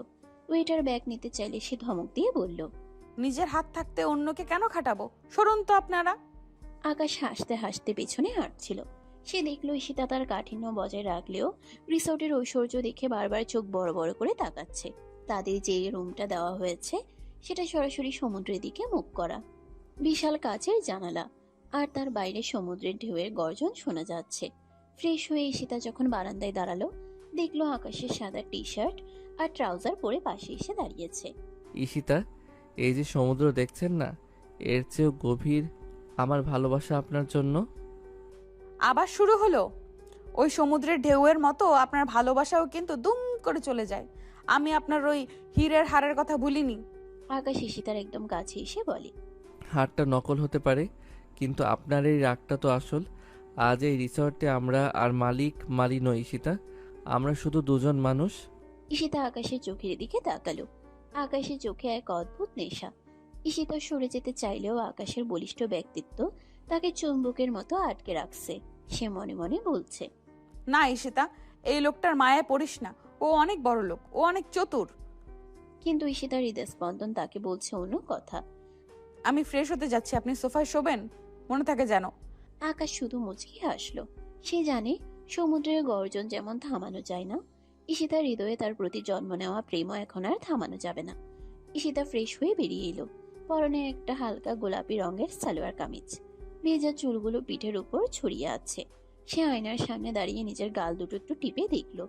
লস অ্যাঞ্জেলেসের সেই কাল্পনিক রাজকন্যার চেয়ে এই রক্ত মাংসের ঈশিতা আজ অনেক বেশি সুন্দরী লাগছে। হঠাৎ আয়নায় দেখলো আকাশ পেছনে দাঁড়িয়ে মুচকি হাসছে। ঈশিতা ঝট করে ঘুরে দাঁড়ায়। আবার আবার পেছনে এসে চোরের মতো দাঁড়িয়ে থাকা? আপনার কি কোনো কাজ নেই, শুধু আমার দিকে তাকিয়ে থাকা ছাড়া? কাজ তো অনেক আছে ঈশিতা, যেমন এই মুহূর্তে আপনাকে এই বারান্দা থেকে তুলে নিয়ে সমুদ্রে ফেলে দেওয়া। কি এত সাহস? আমাকে সমুদ্রে ফেলবেন? আমি কিন্তু সাঁতার জানি না। ডুবে গেলে, মরে গেলে পুলিশ আপনাকে ছাড়বে না। আকাশ হাসতে হাসতে কাছে এসে বলে, আরে বাবা, রসিকতা করছিলাম। আপনি তো রসিকতাও বোঝেন না। চলুন নিচে যাই, ডিনারের ব্যবস্থা হয়েছে সমুদ্রের একদম পাড়ে। রিসর্টের কর্মীরা সমুদ্রের বালুর উপর একটা ছোট তাঁবু খাটিয়েছে। চারপাশে মোমবাতি আর মৃদু আলো। মাঝখানে টেবিল সাজানো দামি সব সামুদ্রিক খাবারে। আকাশ আর ঈশিতা মুখোমুখি বসলো। ঈশিতা টেবিলে কাঁকড়া আর লবস্টার দেখে মুখ বাঁকিয়ে বলে, ওরে বাবা রে, এগুলো কি জ্যান্ত নাকি? এগুলো মানুষ খায়? আমাকে ডাল ভাত দিন, নয়তো আমি এখান থেকে এক্ষুনি বস্তিতে ফিরে যাব। আকাশ চুপচাপ একটা লবস্টার ছাড়িয়ে ঈশিতার মুখে তুলে ধরতে চাইলো। একবার খেয়ে দেখুন না, লস অ্যাঞ্জেলেসের রাজকন্যারা তো এগুলোই খায়। ঈশিতা হাত ছড়িয়ে দিয়ে বলে, খবরদার, ওসব পচা মাছ আমার মুখে দেবেন না, আমি নিজেই খাচ্ছি। ঈশিতা চামচ দিয়ে ট্রাই করতে গিয়ে বিপত্তি বাঁধালো। একটা বড় কাঁকড়ার পা কাটতে গিয়ে সেটা ছিটকে গিয়ে পড়লো পাশের টেবিলের এক দামি ফরেনার টুরিস্টের গায়ে। ঈশিতা জিভে কামড় দিয়ে তাকালে আকাশ হেসে কুটিপাটি। ঈশিতা আকাশকে ধমক দিয়ে বলে, হাসছেন কেন? ওটা তো আপনার দিকেই যাচ্ছিল। ভাগ্য ভালো লোকটার গায়ে পড়েছে। আপনি না থাকলে আমার জীবনটা কত বোরিং হতো ঈশিতা। এই যে এত কাণ্ড করছেন, এটাই তো আসল জীবন। ঈশিতা চুপ হয়ে গেল। ডিনার শেষ করে তারা যখন নির্জন সমুদ্র সৈকত ধরে হাঁটছিল, হঠাৎ 4-5 জন মাতাল যুবক তাদের পথ আটকে দাঁড়ালো। তারা ঈশিতার দিকে কুদৃষ্টিতে তাকাতে লাগলো। ওরে ভাই, দেখ কি মাল! আর সাথের মালটা তো দেখি একা একাই সব দামি জিনিস ভোগ করছে। আমাদের একটু ভাগ দিলে কি হয়? ঈশিতা ভয়ে আকাশের পিঠের পেছনে গিয়ে লুকালো। সে যদিও চটপটে, কিন্তু এই পরিস্থিতিতে তার হাত পা কাঁপছে। আকাশ শান্তভাবে ঈশিতার হাতটা শক্ত করে ধরল। তোমরা হয়তো জানো না তোমরা কার সামনে দাঁড়িয়ে আছো। আমার স্ত্রীর দিক থেকে নজর সরাও, নইলে সমুদ্রের পানি আজ লাল হয়ে যাবে। আরে কোটিপতি মানুষ তো শুধু চেক সই করতে জানে, মারামারি কি আর জানে? আয় দেখি। মাতাল যুবকটি যখন ঈশিতার দিকে হাত বাড়াতে গেল, আকাশ এক নিমিষে তার কবজি ধরে মট করে ঘুরিয়ে দিল। মুহূর্তের মধ্যে আকাশ একাই 4 জনকে মাটিতে শুয়ে দিল। তার কিল ঘুষিয়ে আর লাথির তোড়ে তারা পালানোর পথ পেল না। ঈশিতা হা করে আকাশের এই রূপ দেখছে। সে ভাবতেই পারেনি দামি পাঞ্জাবি পরা লোকটা এত ভালো ফাইট জানে। ঈশিতা যুবকরা পালিয়ে যাওয়ার পর বলে, ওরে বাবা রে, আপনি তো দেখি আস্ত একটা অ্যাকশন হিরো। মালের বেশি কি আপনি কুস্তি লড়তেন নাকি? আরে না, ব্ল্যাক বেল্ট নেওয়া আছে। আমার বউকে কেউ টাচ করবে আর আমি বসে থাকবো? ঈশিতা প্রথমবার অনুভব করলো এই লোকটা শুধু তার টাকা দিয়ে নয়, তার বাহুবল আর সাহস দিয়েও তাকে রক্ষা করতে জানে। তার মনটা অজান্তে আকাশের প্রতি কৃতজ্ঞতায় ভরে উঠল। রুমে ফেরার পর ঈশিতা আবার সেই গম্ভীর রূপ ধারণ করলো। সে বিছানার মাঝখানে বালিশ দিয়ে একটা দেয়াল তৈরি করলো। শুনুন মিস্টার, নিচে যা হয়েছে তার জন্য ধন্যবাদ, কিন্তু তার মানে এই নয় যে আপনি আজ বিছানায় শোবেন। ওই যে সোফা, ওইটাই আপনার ঠিকানা। আকাশ বিছানার এক কোণে বসে। আচ্ছা ঈশিতা, এত কঠিন হওয়ার নাটক কি আর কতদিন করবেন? আপনার চোখ তো বলছে আপনি আমাকে পছন্দ করতে শুরু করেছেন। ঈশিতা লজ্জা পেয়ে চিৎকার করে, একদম না, বাজে কথা বলবেন না। আমি শুধু আপনার টাকা আর এই রিসোর্টটা পছন্দ করেছি, আপনাকে নয়। আকাশ হঠাৎ বিছানা থেকে উঠে ঈশিতার একদম সামনে এসে দাঁড়ালো। ঈশিতা পেছাতে পেছাতে দেয়ালের সাথে ঠেকে গেল।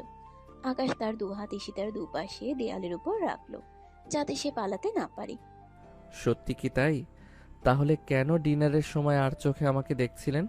কেন বডিগার্ডদের সরিয়ে দিয়ে আমার সাথে একা আসতে চাইলেন? ওটা তো প্রাইভেসির জন্য, আর আপনি বড্ড বেশি কথা বলেন। ঈশিতার যেন নিঃশ্বাস বন্ধ হয়ে আসছে। আকাশ নিচু হয়ে ঈশিতার কপালে একটা আলতো চুমু দিল। ঈশিতা এবার আর লাথি মারল না, বরং তার চোখ দুটো বন্ধ হয়ে এলো। আজকে রাতটা আমাদের গল্পের এক নতুন শুরু ঈশিতা। আমি জানি আপনি আমাকে ভালোবাসেন, শুধু স্বীকার করতে ভয় পাচ্ছেন। ঈশিতা ধাক্কা দিয়ে আকাশকে সরিয়ে দিল, কিন্তু তার মুখে এখন আর সেই কঠোরতা নেই। সে ঝটপট বিছানায় শুয়ে কম্বল মুড়ি দিল। যান, সোফায় গিয়ে ঘুমান, বিরক্ত করবেন না একদম। আকাশ সোফায় শুয়ে মুচকে হাসতে লাগলো। সে জানে সমুদ্রের নোনা বাতাস যেমন পাথরে দাগ কাটে, তার ভালোবাসাও ঈশিতার কঠিন হৃদয়ে দাগ কেটে ফেলেছে। অন্ধকার রুমে সমুদ্রের ঢেউয়ের শব্দ আর দুজনের হৃদস্পন্দন একাকার হয়ে মিশে রইল। ঈশিতা কম্বলের নিচ থেকে নিজের কপালটা একবার ছুঁয়ে দেখল, যেখানে আকাশ চুমু দিয়েছে। সে বিড়বিড় করে বলল, পাগল লোক একটা। এই মালির লোকটাই দেখি তো এখন জানের জান হয়ে উঠেছে। রিসোর্টের সেই নির্জন সকালটা ছিল অন্যরকম। সমুদ্রের নোনা বাতাস জানালার পর্দা সরিয়ে ঘরে ঢুকে ঈশিতার নাকে মুখে আলতো ছোঁয়া দিচ্ছিল। ঈশিতা চোখ মেলে দেখলো সে বিছানায় একা। তার মনে পড়লো কাল রাতে সে অদ্ভুত মুহূর্তগুলো, আকাশে সেই জবরদস্তি আদর, আবার তার সেই নিঃস্বার্থভাবে সরে গিয়ে সোফায় শুয়ে পড়া। ঈশিতা বিছানা থেকে নেমে পা টিপে টিপে সোফার কাছে গেল। আকাশ অঘরে ঘুমাচ্ছে। তার সেই চড়া মেজাজার আভিজাত্যের আড়ালে একটা অদ্ভুত শান্ত চেহারা লুকিয়ে আছে। ঈশিতা বিড়বিড় করে বলল, বজ্জারটা দেখতে কিন্তু আসলেও রাজপুত্রের মতো। কেন যে মাল এসে যে আমার ডাল ভাত চুরি করে খেয়েছিল কে জানে। লোকটার মাথায় কোনো ছিট আছে নির্ঘাত। হঠাৎ আকাশের চোখের পাতা কাঁপল। ঈশিতা ধরা খাওয়ার ভয়ে ঝটপট সরে যেতে চাইল, কিন্তু ততক্ষণে দেরি হয়ে গেছে। আকাশ এক ঝটকায় ঈশিতার কবজি ধরে তাকে নিজের দিকে টেনে নিল। ঈশিতা অপ্রস্তুত হয়ে সরাসরি আকাশের বুকের উপর পড়ল। কি ব্যাপার ঈশিতা ম্যাডাম, চুরি করার স্বভাবটা কি এখনো গেল না? এবার কি চুরি করার মতলব? আমার ঘড়ি নাকি এই অধমবরের মনটা? ছাড়ুন ছাড়ুন বলছি। আপনার মন তো ডাস্টবিনে পড়ে থাকে, ওটা দিয়ে আমি কি করব? আর আপনার ওই ঘড়ি আমি মজিদ চাচাকে দিলেও সে নেবে না। এখন ছাড়ুন, আমরা বাসায় ফিরবো। আমার মায়ের কথা মনে পড়ছে খুব। আকাশ হাসলো। সে ঈশিতার অবাধ্য চুলগুলো কানের পিছে গুজে দিয়ে বলল, আপনার মা এখন অনেক ভালো আছেন ঈশিতা। আজ সকালে ওনাকে দেশের সেরা কার্ডিয়াক হাসপাতালে শিফট করা হয়েছে। সব খরচ চৌধুরী গ্রুপ দিচ্ছে। আপনি চাইলে আজ বিকেলে ওনার সাথে দেখা করতে পারেন। ঈশিতা থমকে গেল। এই যে মানুষটা যাকে সে শুধু ঘৃণা করতে চেয়েছিল, যাকে সে প্রতারক ভেবেছিল, সে নিঃশব্দে ঈশিতার জীবনের সব কালো মেঘ সরিয়ে দিচ্ছে। ঈশিতার চোখ দিয়ে টলমল করে জল গড়িয়ে পড়ল। সে আর নিজেকে সামলাতে পারল না। আকাশের শার্টের কলার আঁকড়ে ধরে সে হু হু করে কেঁদে উঠল। আপনি এত ভালো কেন আকাশ? আমি তো একটা সাধারণ বস্তির মেয়ে, আমি চোর। আমি কত মিথ্যা বলেছি আপনাকে। কেন আপনি আমাকে এত সম্মান দিচ্ছেন? কেন আমাকে আপনার বাড়ির রাজকন্যা বানাতে চাইছেন? আকাশ ঈশিতাকে শক্ত করে জড়িয়ে ধরে। কারণ আপনি যা, আমি আপনাকে সেভাবেই ভালোবেসেছি সীতা। আপনার ওই চটপটে কথা, ওই জেদ, আর আপনার ভেতরের ওই সহজ সরল মানুষটা, সব কিছুর প্রেমে পড়েছি আমি। আপনার লস অ্যাঞ্জেলেসের রাজকন্যা হওয়ার দরকার নেই। আপনি আমার জীবনের সত্যিকারের রানী। রিসোর্ট থেকে ফেরার পথে গাড়িতে দুজনের মধ্যে এক অদ্ভুত নীরবতা ছিল। তবে এই নীরবতা অস্বস্তির নয়, বরং এক গভীর ভালোবাসার। ঈশিতা জানালার বাইরে তাকিয়েছিল, আর আকাশ এক হাত দিয়ে স্টিয়ারিং ধরে অন্য হাতে ঈশিতার হাতটা শক্ত করে চেপে ধরেছিল। ঈশিতা এবার আর হাত সরিয়ে নেয়নি। গাড়ি যখন চৌধুরী ভিলার সামনে থামলো, ঈশিতা অবাক হয়ে দেখলো পুরো বাড়ি সাজানো হয়েছে। গেটে ঈশিতার মা দাঁড়িয়ে আছেন, পরনে দামি সিল্কের শাড়ি। তাকে দেখে চেনাই যাচ্ছে না যে তিনি সেই বস্তির রুগ্ন মহিলা। ঈশিতা গাড়ি থেকে নেমে দৌড়ে গিয়ে বলে, মা তুমি এখানে? তুমি কেমন আছো? আমি ভালো আছি রে মা। জামাই বাবা আমাকে এই কয়দিন যা সম্মান আর আদর দিয়েছে তা আমি 7 জন্মেও কল্পনা করতে পারিনি। আরে সীতা, তুই বড়ই ভাগ্যবতী রে। এমন হিরোটুকু ছেলে হাজারে একটা মিলে না। বাড়ির ভেতরে ঢুকতেই নীরার ভাবি এগিয়ে এলো। নীরার চোখে আজ আর ঘৃণা নেই, আছে এক বুক মমতা। সে ঈশিতার 2 হাত ধরল। ভাবি, আমাদের মাফ করে দিও। আমরা শুধু তোমার অভাব আর অতীত দেখেছিলাম, তোমার এই বিশাল মনটা দেখিনি। ভাইয়া ঠিকই বলেছিল, রাজকন্যা জন্মাতে হয় না, রাজকন্যা হয়ে উঠতে হয়। আর তুমি আমাদের বাড়ির সবচেয়ে যোগ্য রাজকন্যা। ঈশিতা হাসলো। তার সেই মিথ্যে চৌধুরী গ্রুপের উত্তরাধিকারিণী হওয়ার আর প্রয়োজন নেই। সে আজ সত্যি একটি বিশাল হৃদয়ের পরিবারের অবিচ্ছেদ্য অংশ। বিকেল গড়িয়ে সন্ধ্যা নামলো। আকাশের বাবা মা, ঈশিতার মা সবাই মিলে বাগানে বসে গল্প করছেন। আকাশ আর ঈশিতা বারান্দায় দাঁড়িয়ে সেই দৃশ্য দেখছে। আকাশ পেছন থেকে ঈশিতাকে জড়িয়ে ধরলো। তো ঈশিতা ম্যাডাম, আপনার পরবর্তী প্ল্যান কি? আবার কোনো পাওনাদারকে ভয় দেখানোর নাটক করবেন নাকি?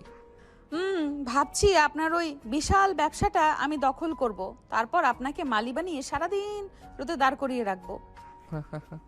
আমি তো রাজি, তবে আমার একটা শর্ত আছে। কি শর্ত? প্রতিদিন সকালে আপনাকে সেই বস্তির স্টাইলে আলু ভর্তা আর পাতলা ডাল দিয়ে ভাত মেখে আমাকে খাওয়াতে হবে। ওই সাধারণ খাবারের যে স্বাদ তা আমার এই কোটি টাকার বুফেতেও নেই। আচ্ছা বাবা, রাজপুত্রের জন্য আলু ভর্তাই সই, কিন্তু শুনুন, আপনি কি সত্যি আমাকে ভালোবাসেন? আকাশ ঈশিতার নাকে একটা আলতো কামড় দিয়ে বলে, আপনি কারো মতো নন ঈশিতা। আপনি শুধু আপনি। আপনার ওই জেদ, ওই পাগলামি আর ওই অদ্ভুত হাসি, এই সবই আমাকে পাগল করে দেয়। সূর্য ডুবে অন্ধকার ঘনিয়ে এলো। আকাশে এক ফালি চাঁদ উঠেছে। ঈশিতা আকাশের কাঁধে মাথা রাখলো। সে অনুভব করলো জীবনের আসল সার্থকতা ঐশ্বর্যে নয়, বরং এমন একজনের পাশে থাকাই যে আপনাকে আপনার সমস্ত খামতি সহ গ্রহণ করতে পারে। আকাশ, আপনি কি জানেন, আমি যখন প্রথম আপনার শার্টের কলার ধরে টেনেছিলাম তখন একবারও ভাবিনি এই শার্টের নিচে এত বড় একটা হৃদয় আছে। আর আমি যখন আপনার ওই ছেঁড়া ব্যাগ আর আঠা দিয়ে লাগানো জুতো দেখেছিলাম তখন বুঝেছিলাম এই মেয়েটা অভাবী হতে পারে, কিন্তু ওর সাহস আকাশ ছোঁয়া। দুজনের হাসি রাতে নিস্তব্ধতাকে ছাপিয়ে গেল। চৌধুরী প্রাসাদে আজ আর কোনো মিথ্যে রাজকন্যা নেই, আছে এক সত্যিকারে ভালোবাসার জায়গা। ঈশিতা বুঝতে পেরেছে সে যে সুখের স্বপ্ন দেখত তা কোনো দামি হীরের হারে ছিল না, তা ছিল আকাশের সেই গভীর চোখের মায়ায়। আই লাভ ইউ মিস্টার বান্দর। I love you too my fake princess. বাতাসে রজনীগন্ধার সুভাষ আর সমুদ্রের দূরবর্তী গর্জন যেন ঘোষণা করল এই গল্পের কোনো শেষ নেই। ঈশিতা আর আকাশের এই প্রেম অমর হয়ে থাকবে চৌধুরী প্রাসাদের প্রতিটি দেওয়ালে, প্রতিটি ধূলিকণায়। সমাপ্ত।